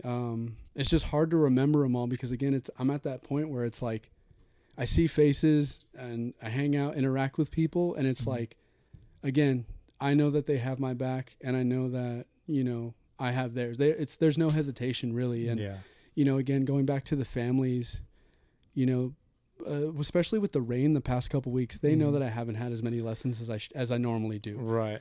And it's one of those things where the families will be like, without hesitation, they'll give me $30 to $40 more than what I normally charge. Right. They're kind of like, here, just take $100. Right. Because it's been raining. I know you're this is all you do, and this is your business. This is your life source. So it's so cool to see that. And it's flat. I don't ask for whatever reason. Nothing changes. I get it. It's firm, right? Mm-hmm. But to have these parents just say, hey, we know what you're doing. Yeah. Here, I hope this helps at least for this week. Again, like I said, shout out to my brother Shay. He's always been there. We've known each other 15 years now, something like that. Yeah. So, shout out to him. Shout out to everyone in the baseball, Sunday League baseball community, whether I know you or not. Yeah. They will. They'll start knowing you. Right, yeah. But no, shout out. Keep doing your thing. But just, like I said, right now it's just hard because I've got so many. It's kind of just like, you know, I could sit here for another 10, 15 minutes and shout out people. Yeah, dude, for sure. I know it's the same for us. Like we could just, like with Sunday League, the podcast, we can shout out just a bazillion people, dude. It's crazy. Like, it's crazy that all the people that like we've interacted with and like conversations I've had with people privately and all that. There's a lot more into things that like the naked eye would see, you know, especially like with what you've been doing and everything you've gone through and all that stuff. But yeah, man. So, you know, hopefully everybody has enjoyed the conversation. Yeah, I hope so. Definitely. Well, I mean, I guess we could take it a little more lighthearted. You know? Let's do it. I did put on Instagram and like ask your catcher. Yeah, I like that. Ask your catcher. You know, it's always dope that that all these fucking bush leaguers, you know, like to interact, right? Like everybody likes to hear, like even if it's like I wonder sometimes if like if we even give any like everybody like the audio time that they would want. I don't, because it's a lot. There's a lot of people out there, dude. It's crazy. No, I get you. Yeah, and so one of the first questions is from RJ from Upland. That's one of the homies. He says, "How the fuck do your knees not fucking hurt, or do your knees even hurt?" And again, that's a perfect question that ties back into like fitness and health. Yeah, I'll tell you right now, when I was heavier and when I wasn't as fit, things started to hurt more. Like the inflammation, just overall. I felt like my durability was starting to decline.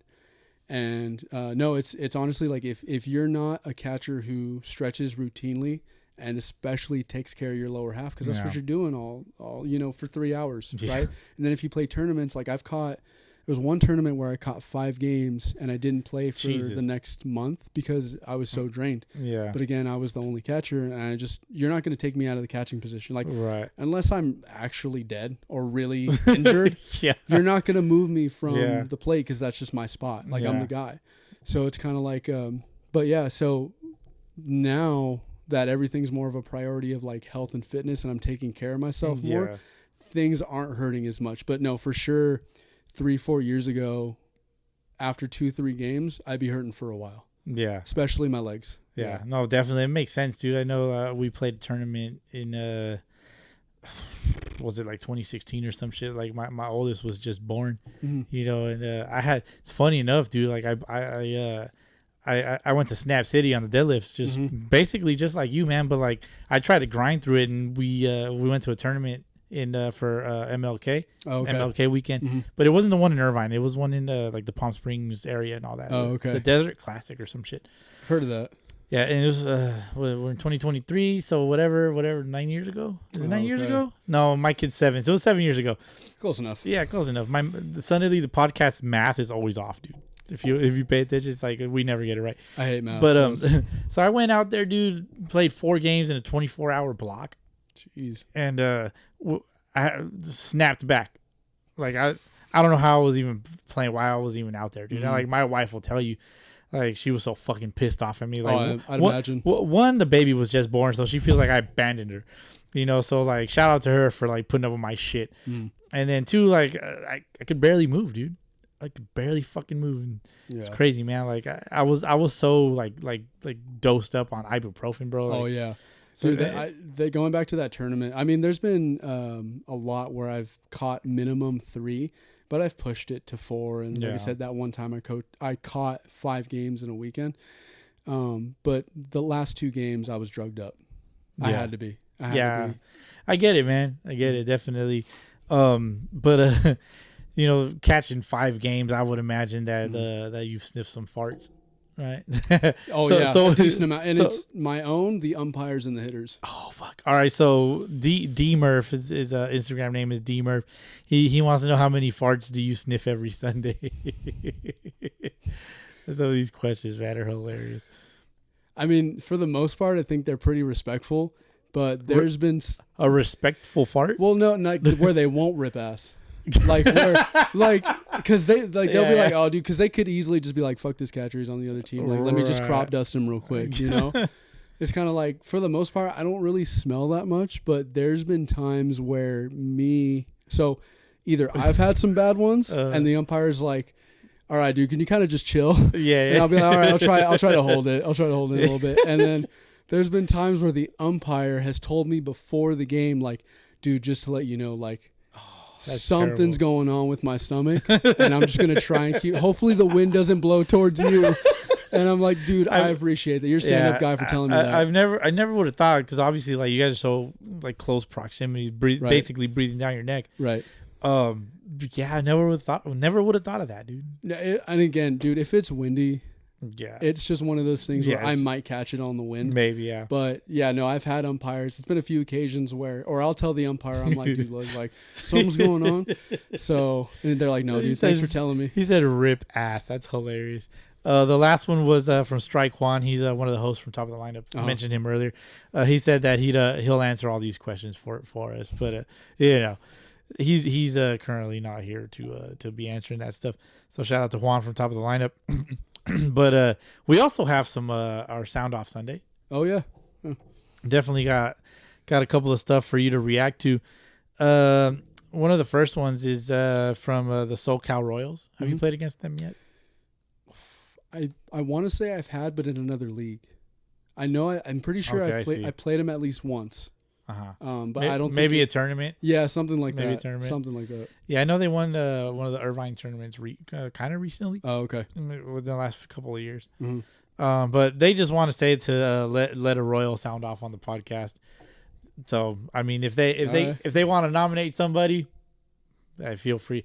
I'm already kind of in like talking about it with them. So. Yeah. So the next one is from Rojas 48. He says, Hammered or Los Blue Jays? I mean, not trying to be a dick, but I could care less. Yeah. So it's kind of like, just, again, everything's at an arm's length.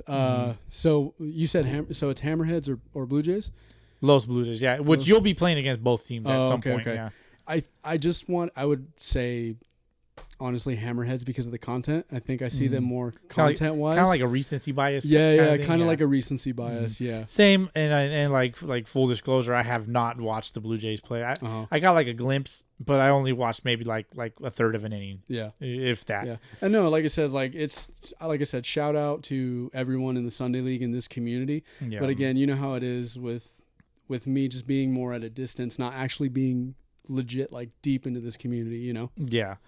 No, definitely, and I mean, a lot of people are gonna start to get to know you, dude. I appreciate it. You'll see. And then I've got my one of, if not the funniest story from going back to like the fart question. Don't let me leave without telling it because it'll be the first time I actually tell outside, like people outside of my family and friends. Go ahead, dude. Go right now. Go. All right, cool. So you remember back when I said like, with my travel ball year, it was like we got smacked around for a long time. Mm-hmm. And then we made this transition, and then all of a sudden we were just one of the top teams in the state. So I think it was the first. So ever since I was 11, they always had me play up. Yeah. Because they were like, hey, you can hang with the older kids. I know you're young. You're not going to get as much playing time, but we think you can hang with them. So ever since I was 11, it was just one of those things where I was like always playing a year or two above my age. Yeah. I was rarely 12, playing 12. I was either playing 13 or 14. And so one night we have I think it was a game, like a 7:00 game over. You know where I want to say the Riverside Field of Dreams? Yep. Mm-hmm. Yeah. So like, between the Chino Hills and West Covina one, people would say like it was like the tackier one kind of thing that didn't look as nice. Mm-hmm. Anyway, I loved playing there regardless. But one night we were scheduled for a 7:00 game, and I had eaten Del Taco maybe an hour. You know how you show up an hour before the cup of fries. Yeah, no, thank you. It was worse. It was I still went and ate the fries, but anyway. So we're supposed to be there like around 6, right, at the field. Cool. Game time's at 7. We're gonna be there at 6. Well, around 5:00, I just eat Del Taco for dinner. Yeah. And I'm like, cool. It's one of my favorite. Like this is gonna help me out for the game or whatever. But I think it was the first game that I had ever played up with the older boys. And so I eat the Del Taco, and like 10 minutes later, dude, it's like, that gurgle feeling in your stomach where the BGs, a storm's brewing in your stomach. Oh, yeah. So I'm like, okay, I'm not going to say anything because like at the time it's like, this is me trying to show that I can play with the big boys. Yeah. Right. And so we get to the field. Nothing's changed. Still feels like there's gurgles going on in my stomach. And I'm warming up, and I'm scheduled to catch. And it just keeps ramping up. It's getting worse at this point, bro. Like where at the start of the game, I'm like, yo, I don't think I'm gonna catch this game. And so I think it was the very first inning. We had maybe 1 or 2 outs into the first inning of the game. We were the home team, and I think we had gotten an out or 2.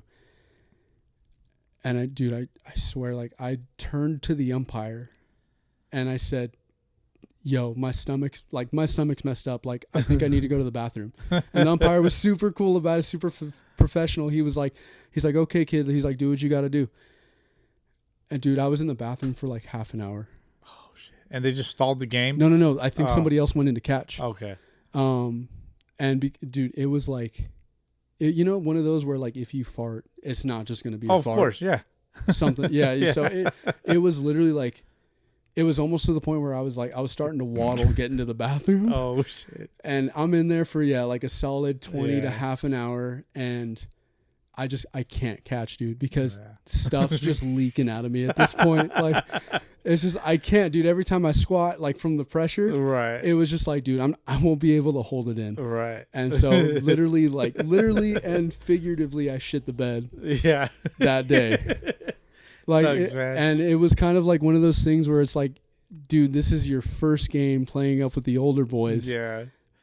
And you literally shit the bed. Now you're just caca boy. Oh, dude, yeah, dude. I was in the dugout and I was like, one of my teammates were like, bro, what's up with you? Because he smelled it, bro. He was like, yo, dude, you got something going on. And I was like, yeah. He's like, dude, I'm super embarrassed. And I sat on the bench the rest of the game. Oh, that's hilarious. And then to this day, I won't eat anything before I catch. Like, if anything, I'll have like a Slim Jim, right, or like a little bit of peanut butter. But I won't eat anything ever since that day or that night when I was 11. Yeah. Up until now, I won't eat anything heavy because I'm so traumatized from that definitely. night. And honestly, it probably has developed into like a superstition of yours. Yeah, no, maybe. For sure. Yeah, well, one being traumatized, and that just turned into a superstition. So yeah, no, definitely, man. Yeah. And so like having the BGs and farting it up like that shit'll make you hot and funky, right? Oh, dude, yeah, it was bad. And then like I said, one of the most embarrassing moments I've had on the field, and like I said, to this day, you won't get me to eat more than something like very small before I catch. So like I said, today before I catch for the tropics, I had like half of a beef jerky stick just because I needed to eat something. Yeah. And then you had a 12 o'clock game, so like it's kind of like even more so. Like, like if I don't eat something and I have a 12 o'clock game, it's just I'm gonna feel worse the back end of that 12 o'clock game. Right. When 2 o'clock rolls around. So you wouldn't even eat like a banana or something like? No, mid-game? I would. Like mid game? Yeah. No, not mid game. Okay. I literally was like, if I'm not gonna eat something small, don't bring me anything during the game. Right. Like wait till after, because like again, it was so seared in my 11-year-old mind of like, dude, it was a while before I had Del Taco. Right. No, it makes sense, man. Like, that shit's traumatizing, bro. Like if you don't have a fucked up shit story, man, like you ain't living life. Right. You ain't doing it right, at least. No, I'm pretty sure I've told mine on this show, man. Like basically, like in JUCO, I was playing San Bernardino Valley, and like we were taking BP and shit, and like just out of nowhere, like taking BP, like you also kind of work on your base running, reading the ball off the bat and all that shit. And so like there was one shuffled off, and then like I took off to like start running, and just I felt something, like it felt like a little fart, I was like, oh, whatever, and then next thing you know, like it started getting itchy and shit. I'm just like, yo, I gotta go to the locker room over there, because like at the school they had so you were running so fast you left actual skid marks. Is that oh shit, yeah, pretty much. You were just tearing up the dirt. Oh, dude, it was bad. And so like I ended up having like itchy butt and shit, and like I cleaned myself, threw those boxers away, dude, and like by the time I was like coming back out, like the practice was basically over. So like I didn't have to worry about it too much, but like I'm walking around in like my baseball pants and like my shorts. Yeah. Like I threw my shorts on and shit. I ran into that fucking thing with all my shit, dude, because I didn't know what was gonna happen. Right. So I had to get out of there, bro. It happens. So yeah, that shit's hot and funky, man. Speaking of hot funk, the Hot Funk baseball team. Okay. They play out like in the OC area. Oh, okay. They say, what Sunday league are y'all most excited for? Some might say is the MSBL is most stacked. That's the one in Irvine. Oh, okay. Yeah. So do you know too much about? I don't know much about like outside of this initial area when it comes to leagues, but playing separately, like in tournaments or just randomly one day, like, you know, when a league isn't in session, like Who Wants to Scrimmage or whatever. Yeah. I've faced some really great teams out of the San Diego area. Yeah. And that's where, like I said, you want to talk about saturation. It feels like San Diego is everyone's good out in San Diego. Yeah. It's just how it is, you know, and but like I said, outside of that, I know there's good teams in every league and every level of the game. But for sure, some of the best competition I faced as a Sunday League player were guys out of, OC, San Diego, a couple in Riverside, but nothing, like you said, the saturation of those other 2 counties that I mentioned. Yeah. And then always, who always brings the heat, obviously, literally and figuratively, is Arizona teams. I've had some of my best ball playing against Arizona teams. Yeah, it seems like obviously the Phoenix area is full of like spring training and all that shit. The World Baseball Classic coming up. Like, is that something you're gonna go to by any chance? I want to try to. I feel like that's something cool to be a part of because actually, now that you bring that up, I have another wholesome memory. Really quick. So a buddy of mine had passed away when I was just after when I graduated high school, but he was kind of like an older mentor, older brother. And my last good memory we had was we went to the World Baseball Classic when it was USA versus Puerto Rico when it was at Dodger Stadium. Okay. And I had gotten the tickets because somebody else couldn't go, and then somebody hooked it up from work where I used to work at. I actually used to work for Crane Freight, the guy who owns the Houston Astros too. So we had gotten 2 or 3 tickets, and then somebody else had a ticket. So there was 4 guys who were going. And at the time, he was one of my closest buddies. So I was like, yo, like, Frank, you just want to come out and watch the championship? And he was like, bro, I tried to get tickets. Like, you just made like my whole week. That's dope. He was like, I tried to and I wasn't able to. He's like, I'm so stoked. And I went with him. We rode together, and we just watched USA smack around Puerto Rico. I knew it was a weird game because that was the first time I'd seen Yadier Molina make multiple errors. Oh, shit. And you just know how good he is defensively, right? One of the best all-time defensive catchers. Yeah. And he made like 2 or 3 errors.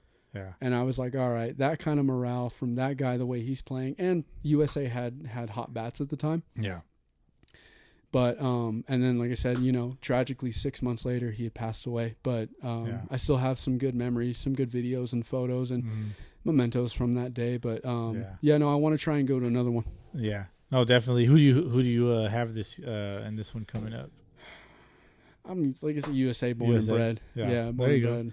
So yeah, your Under Armour hat has like the USA flag like in it. So. I mean, we talked about it. Why do you think I'm over at Bass Pro Shop all the time? Exactly. So it's just the culture. Definitely. I think the Dominican Republic has a stacked squad also. Oh yeah, don't get me wrong. They're fucking stacked. They're always loaded. I'll always give out to like Puerto Rico and the Dominican Republic some of the best players in the world. Yeah, definitely. But yeah, Puerto Rico's one that like everybody's kind of sleeping on too.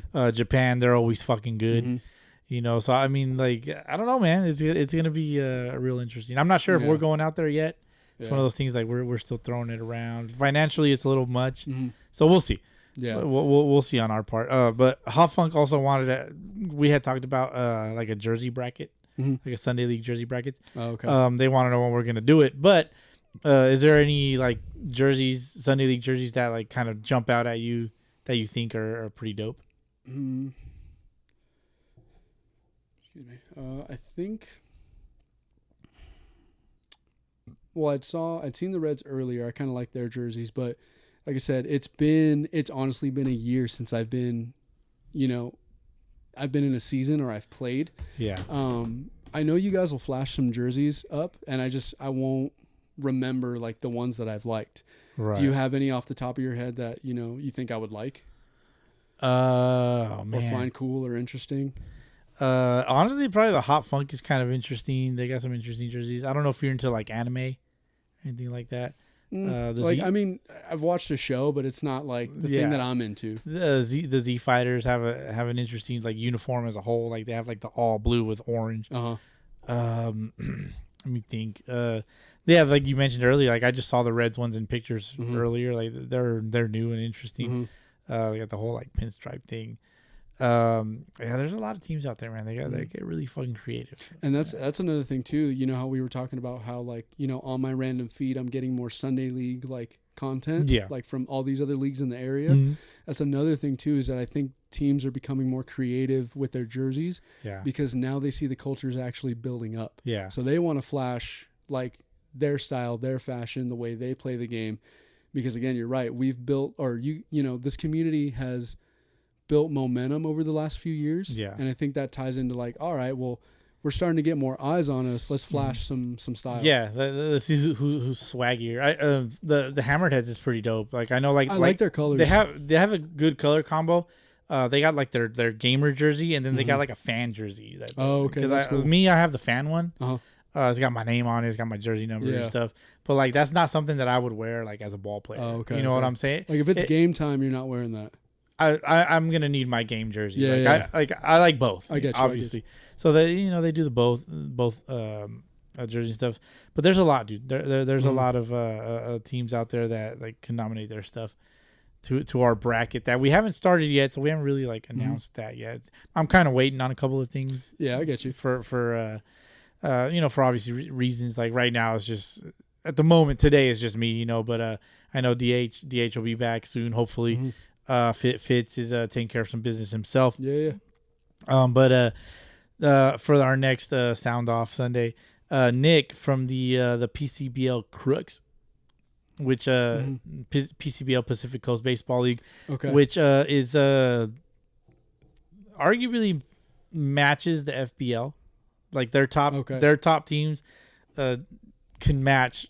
I think the best way I could put it is like if there was a 24 team tournament, these would probably be the two teams. If I had to pick two leagues, I would pick the two top divisions. I was going to say, because that's one that I've seen thrown around, like when you guys post, or the random feed, like I was saying earlier, like that's a league that I'll see more often than not. So no, definitely, and I know there's the platoon. They're basically calling out everybody, like who wants to play us, we'll play anybody. And they're one of the teams that, as a matter of fact, they're going to play against the Zone 22. The farm teams that they're doing. So they're going to play each other. I want to say February 4th. I don't know if that's a Saturday or a Sunday. It might be like, it might interfere with Super Bowl, if I'm being honest. But you know, I personally don't.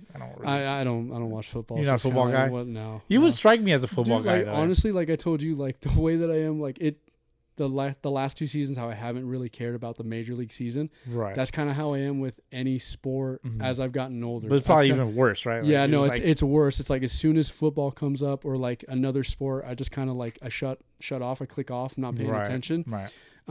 Because again, my interests are starting to shift now that I'm getting older. And it's kind of like, you know, I went through that phase of like a little bit of football, a little bit of soccer, a little bit of basketball.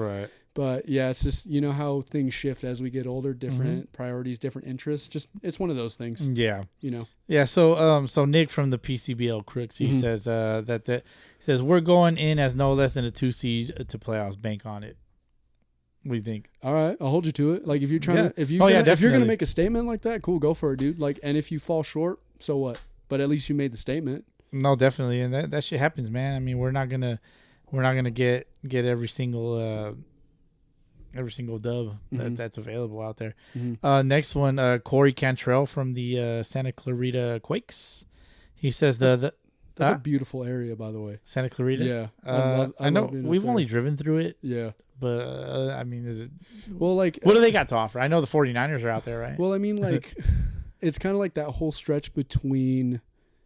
Like when you pass Malibu, when you get into Santa Barbara, and then, like you said, Pismo, Monterey, Morro Bay, the place I told you and the family to check out. When you get up into that coast of Central and Northern California, not like Newport and Huntington, because everybody fucking goes there, dude. You know how it is, right? Yeah, I'm basic too. Yeah, I go there. Dude, I go to Newport for a coffee shop, but you know, it's like when you're there for the beach, you know how packed it gets, right? Because it's LA County, but it's congested. Yeah. But when you go up the coast, like I was in Bodega Bay not too long ago, you know, some of the prettiest scenery I've ever seen. And, you know, it's NorCal. It's only 4 or 5 hours up, if not a little bit longer. But yeah, that stretch of like wine country and beach, it's dude, like I'm not trying to take that for granted. It's so pretty. Yeah. And I just love being up there, driving around and hanging out. Nice. Yeah. That's what's up, man. We definitely gotta, like, the family and I, we gotta check then all this stuff out. Definitely man. let me know if you go to Roscoe's Deli because I might want to join low key. Oh, definitely. It's been a while. I know that's over there in Chino Hills. Yeah. So. It's not even much of a drive, honestly. No, it's nothing. So Corey Cantrell, he wants to say the PCBL Majors division is about to go off this spring with 14 teams. It's a lot of teams. Yeah. That's a lot of motherfuckers, man. So who would you say, like, is it still like top 6 or top 8 make playoffs or what when you have that many teams? I would go top 8. That's what I would If do. it was up to me, yeah, I'm going top 8. Okay. Because at least you get like I guess you get like what I call an even bracket. Like there's no first round buys. Like I don't like first round buys, man. Like I like the idea of a potential upset. Right. I want to see a 5th seed take out a 1 or a 2. Yeah. Yeah. Dude, and that's what's cool about baseball, man. Especially when teams are pretty evenly matched, because all these teams could easily be like one game apart. In the standings. Next one is from the Sun Devils. They just sent emojis. This one, it's like the hand. It's horns, right? I think so. Yeah. These are horns. Yeah. And the devil face, so horns up is what they're saying. Yeah. So they just want to tell you horns up. Cause, no, because you lost to them today. Hey, that's just how the game works. That's just how it is. But no, like I said, they're one of those teams where it's like, you know, I bring out a lot. I bring out a lot of intensity when I'm catching, especially now that I'm, you know, like more fit and I'm able to do a little bit more athletically back there. But it's like there's certain teams when I see on the schedule, it's like, okay, I better really just keep at like my best level, my highest level. You right? step your game up. Yeah. And I'm not saying that if I play a weaker team, I dial it down, but it's kind of like there's teams that'll always keep you on your toes at your highest level, and I just like playing against them, you know. So and again, going back to Cam Rodriguez, usually the third baseman. He pitched today, but we were high school teammates. I think he's like 2 grades older or a grade older than me. But it was really nice seeing him because we hadn't talked in so long. But no, it's just you guys. You know, they had the 6 come out for sure. Yeah, they played well today. Definitely, and they've always been a team to not sleep on. Right. I mean, they actually beat the Tropics in like the championship series. It was to go to the championship. Yeah. And I don't know if you remember, but it was like a blown call. Oh yeah, dude, I was catching that game. Oh, were you? Yeah, I was catching that game. Oh, so you were there. No, actually, I was because so like whoever grounded out, they grounded out to the Sun Devils pitcher. Right. Sun Devils pitcher, it kind of like hit off his like shin or something. Ball rolled away a little bit. He comes over and picks it up, throws it to first. First baseman catches it. It's clearly out. Right. Clearly out. We had like a whole episode on it, dude. I think I heard that episode. Yeah, it's clearly out. And then like the umpire's just like safe. Yeah. Well, it was like, and what's crazy too is that I had a couple of my younger kids come out and watch me catch, and they got to see all that craziness. And dude, they were hyped. The moms, of course, were like, "Oh my god, like, you know, get my kid things are getting crazy, right?" Yeah. But the kids were like, "Yo, like, coach, like, fuck yeah, dude, they were into it, and I just love that about, especially like one was 10 and I think the other one was 12. What are you teaching these kids? And they were like, dude, I saw their faces and they were like, oh, like they were amped up. But I think the only thing I have really to say about that, because again, that was more of the start of like me taking things from a distance and looking at things from a distance. I think my only thing on that is kind of like, you know, obviously it was a blown call. Obviously it, you know, the way that it ended, it shouldn't have ended that way. Right. For me, coming at it from like an outsider's perspective, I think some of the things that I was hearing from the Sun Devils about, because again, like this is kind of what I've heard. I heard some stuff after the game or whatever about certain threats or how it was getting a little too heated. Right. Where it's like, I get it. We're all passionate about the game. I understand that, right? Because I've gone off on an umpire before. It's not often, but I've had my 2 or 3 occasions. I think when it crosses that line of being passionate and, okay, you're too into this because you've attached this to your whole identity. Right. Or this is everything that you think about yourself. And that's why I understand why people get defensive. And again, we're passionate. Yeah. My thing is like, try to really never cross that line of like, look, yeah, you've been wronged. You've been robbed. You're not going to get... That's just how life is. You're not always going to get you're going to get the short end of the stick. Sorry. Yeah. That's just how it works. Yeah. Right? It's unfortunate, but that's just how it works. Yeah. But that's, again, what I teach my older catchers is, look, don't take it to that extent. Right. Don't take it to where, like, you're getting too, you're building too much animosity and you're taking it out too poorly or immaturely. Yeah. There's a way to address your frustrations in a mature manner versus, okay, now we're starting to cross the line of like, okay, it's getting childish. Right. And that's, again, as an outsider, that's kind of that was my take on it.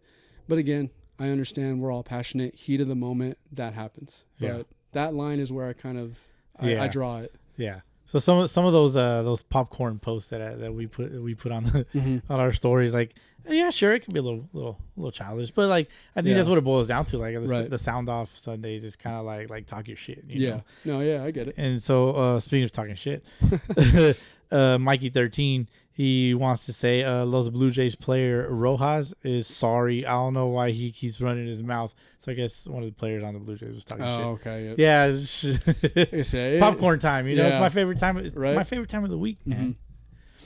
Yeah. Which is pretty cool because it's like for us, it's like a build up to like the next time these two teams play, you know, and it gives us our like maybe we should go check this game out, right? A little bit of interest builds. Exactly. Yeah, I get you. Exactly, and I think that's the point, right? Right. That interest is being built in all of this, really. And you got to have both, dude. You got to have the ones who are chirping nonstop, whether or not they're doing well or not. That's just how they are. Yeah. And then you got to have the guys that are just like, you know what, I'll just show you. And I'm on that kind of side of the fence where it's like, I'm not that person to talk. Right. And then, okay, if I get away with it, I talk shit and then I do really well. I'm just the dude that's going to show you and you're going to know just how I play the game. I won't say a word unless you actually start something with my teammates. Right. But I'm going to show you how legit I am just by that, you know? No, yeah, definitely. I could say I'm kind of like on the field, I'm the same way. And I'm not much of a chirper anyways. I don't even like confrontation, dude. Right. It's like I'd rather just slide into you at second base and just fucking take your ass out and break up the double play. Yeah. And then I'm just going to get up and jog to my dugout because I'm out. You know, I don't give a shit. Right. You know, but I got you. Yeah. You know, and that's the mentality. Like it's baseball. Like that's the way it's played. But I love the polarity of it. Like how, you know, if you're in a league where like nobody's chirping, doesn't it get boring? Yeah, I can see that. It's kind of like where like, okay, if you have 8 to 10 teams and there really isn't at least one team that's chirping nonstop. Like that's what I love about it. It's like while I carry myself a different way, I love the polarity because that's what makes it fun. Yeah. So and it's also too like baseball. Like it's always preached that like baseball's such a mental game, you know, and this and that, and like you're trying to get under this chirping. You want to get under the skin of your opponent, right? Right. And I've gotten got, you know, like there's somebody out there right now. I'm not gonna say who. Somebody out there right now that like this motherfucker gets under my fucking skin, dude, and I can't. They'll just cut deep. And it's just like for the dumbest shit, and it's like I know we're both looking at each other through content, you know. It's there's I think there's a bit of a stare. I mean, I might be making it up in my own head. So now, like, is it you know what I'm saying? Is it personal or is it just some stupid it's not personal. Banter? Okay, it's just stupid. It's definitely not personal, but it's more like come on, dude, like you suck, bro. Stop acting like you're good because you're not. Oh, you know, and just I'm not, that kind of mind game.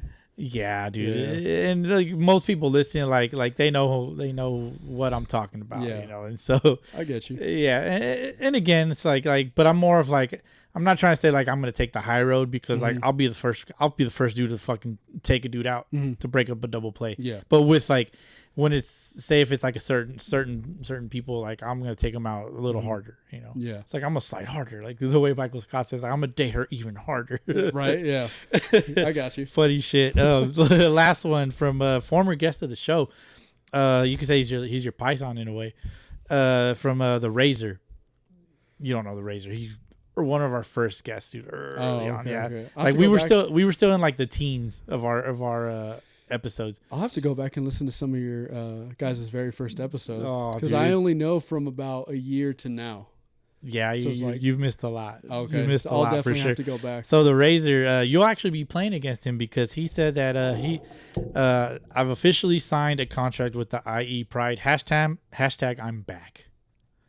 So Razor, solid ball player. He played in Belgium for a little while, professionally and all that. Nice. A great dude. He's a gem. You guys would have great conversation, dude. It's crazy. Like you guys share similar mentalities, and it's kind of like where you've come from. Like it's pretty cool, dude. It's pretty cool. Like that you guys could potentially connect in the future. Like I think he'd be a good guest for you. Yeah, that's awesome. No, welcome aboard, right? Welcome like back. I said, this is honestly, like I said, one of the most competitive leagues, in SoCal, and again, it takes you to a whole different level. It makes you play better. But that's something that I think I had the opportunity to do, but I was in school. I graduated from the EMT program, I think when I was like 2021 over at Chafee. But a buddy of mine was saying that in Austria, like, dude, they don't have any catchers. And I was like, I mean, I get it. Of course, like, it makes sense to me. Yeah. But he was telling me that it's either now or you just don't go. Yeah. And me being 20 years old and had other priorities and other things going on, I couldn't just get up and leave. Yeah. It wasn't the right time for it. And I appreciated it because he told me, he was like, you're the first guy that I came to, because his name's Jay. I actually learned a lot from him. He played at a higher level than I did. Great catcher. I picked his mind a lot when we were coaching together. But he goes, dude, I think I don't know if he played out there or he got other offers to play like in Europe. But he's like, dude, if you want to come catch in Austria. And I was like, that would be just so sick to like just put on a baseball resume. Yeah. It's like, yo, I was a catcher in Austria for like a year. Yeah, exactly. But like I said, like Ramon, he was a shortstop in Belgium. That's pretty dope. For a couple seasons. Yeah. So it's pretty cool, man, which is one of the reasons why like I was like, we got to have this guy on the show and stuff. Give it a chance though, because we were all drinking. We're all pretty fucked up on that one. Dude, you're good. Yeah, I'll enjoy it either way. For sure, man. There was one more SOS sound off Sunday from JC from the Mets, from the Upland Mets. He just wants to remind everybody that the Mets are winning this season again. Honestly, if you're the champ, like, just why not? It is what it is. Like I said, the repeat champs, so they're going for the three-peat. Why not? I mean, the Mets are good, dude. Like I said, and they're back-to-back champs. So yeah, I think they're grossly underestimated right now. I mean, most of them. You've played against. They got a lot of talent, man. They got a lot of talent. It's a very scrappy team. I played with Ethan. Shout out to Ethan. He's always been a cool dude to me. Their catcher, Guillen, was actually, when I was a junior, he was a freshman, I believe. Yeah. And he was kind of like, I mean, again, at the time. And the kid's a stud, by the way. No, he's good. Yeah. I think he went to UCR or UCI, something like that. UCR. Yeah, UCR. And no, he's legit. But it was kind of like one of those things where it's like, again, I wasn't playing at my highest level, but how we became friends was kind of like, he just had the same temperament as I did. We were more on the quiet side. But when we played, it was like, okay, well, if you wanted to, you could talk shit all you want. Right. It was kind of one of those things, again, going back to the silent, we'll just show you whatever. Yeah. He's always been him and his, I don't know much about his brother, but I know his brother's good too. I think he goes to UCR as well, right? Yeah. But yeah, Guillen, he's always been a good catcher too. Yeah. And a good guy. So yeah, shout out to him. He's fucking solid, bro. Yeah, he's good.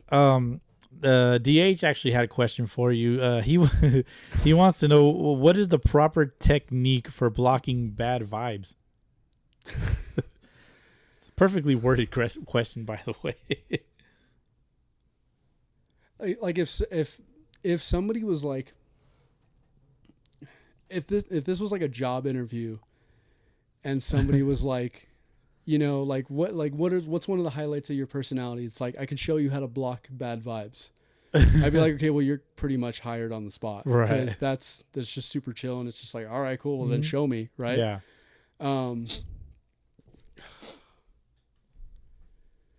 Very good question, by the way. No, it is, because again, it goes back to like how you're dealing with stress. Yeah. So is it negative or is it positive, right? So for example, like, again, real quick, the way that I used to deal with stress was drinking, smoking weed, eating, stress eating. Yeah. Oh, dude, I'll be watching TV and I'll grab a bag of Doritos, like the family size, and I'll just kill it myself. Yeah.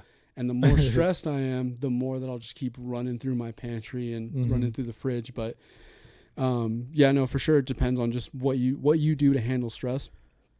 But You know, I've been blessed the last year or so to really enjoy like everyone who's in my life right now, and nobody really bring or be a part of some serious drama, like how it was in a time of my life in my late teens, early 20s. Yeah. And it's kind of just like, all right, well, cool. If you want to block a bad vibe by going to the gym, it's one of the best ways to do it. Yeah. If you want to, you know, if you want to take on a new hobby, or if you just want to hang out and talk with a friend, you know, not do something stupid, like I said, drinking, because again, depends on who you're around.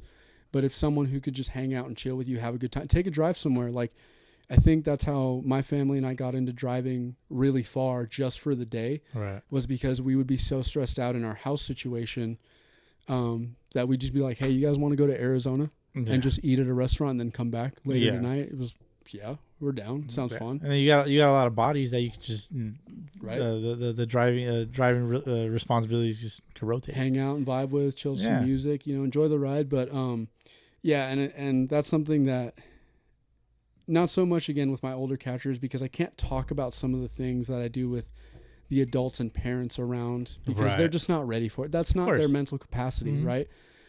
But the things that I'll talk to about parents is that it's like, okay, obviously we all go through those rough patches, but by you grabbing the bottle, by you smoking weed, by you doing some unproductive or damaging habit,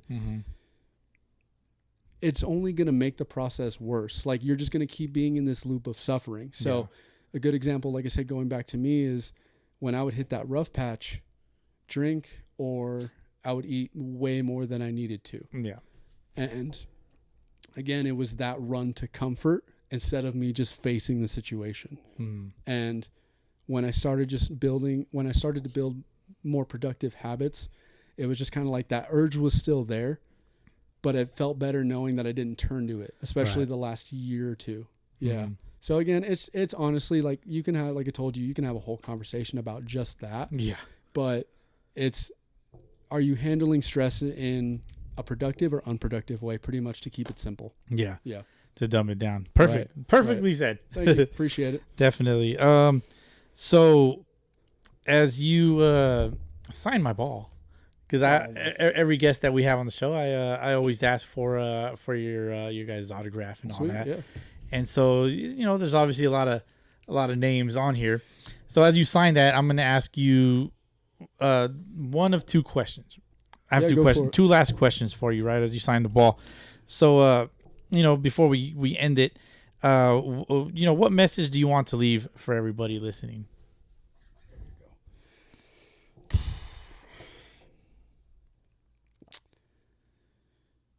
I think one of the biggest life lessons that I've learned is stop boxing yourself into certain definitions.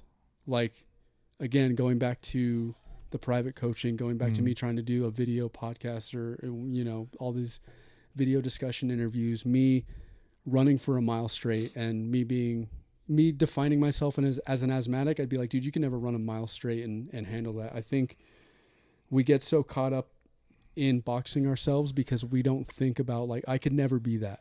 So for example, like, again, going back to the boxing with my friend, for the longest time I was like, I'm not going to learn how to throw punches. I'm not going to learn how to the footwork technique or anything like that, or, you know, I'm not going to learn this certain skill set. And again, it's kind of like going back to another, like, it's weird, but I'm kind of learning basic, like, Mandarin from another family. I think I mentioned it to you a while ago. But it's that initial urge to fight off, like, that's not me. I don't want to learn that, or I don't want to do that. It's like, well, if you learn, like, there's no detriment in kind of learning a new skill. Right. And not boxing yourself into such a rigid, like, definition of yourself, you know? It's kind of like, you know, leave that. Like, redefine yourself. Like, start with a blank slate, kind of like, again, from personal experience, how I did it. Yeah. All the labels that I ever had in my head or what people would give me, I wiped them all out, and I just started new a year and a half ago. Yeah. Maybe 2 years ago. And that's the thing that I see that hinders people, is because, you know, I have a couple parents telling me, like, hey, I want to do this, but I'm not sure. You know, and I get it, dude. The family life, it takes a toll. Like, that's a main priority. I get it. Family life, parenting, I understand. But they'll name off more excuses, way more excuses to not do it than instead of just saying, you know what, like, I'm probably just going to go for it. Yeah. And just let it fall where it does, you know? Yeah. And that's the thing is, like, we just come up with so many excuses to not do stuff. Yeah. Yeah. No, definitely guilty of that. Same. Yeah, everybody. All right, man. So before we let you go, I want to thank you for your time. No, dude, thank you. This has been awesome. Thank you for your time. You know, I mean, shit, we've been here almost 3 hours, beyond 3 hours, as a matter of fact. And I bet you feel like it's flown. Oh yeah, it has. And I feel like when I listen back to it, I feel like, man, I could have maybe touched on a couple other points, but like I said, the conversation between us has flowed pretty well. And like you said earlier, it's been a good conversation, and like I said, more detailed stuff in Honest Archetype about the background and everything, about those real rough patches in my life, and you know, just being more honest about it. But no, dude, this is honestly, like you said, I wish I'd known you longer, but I'm glad that we're here now. Definitely. So.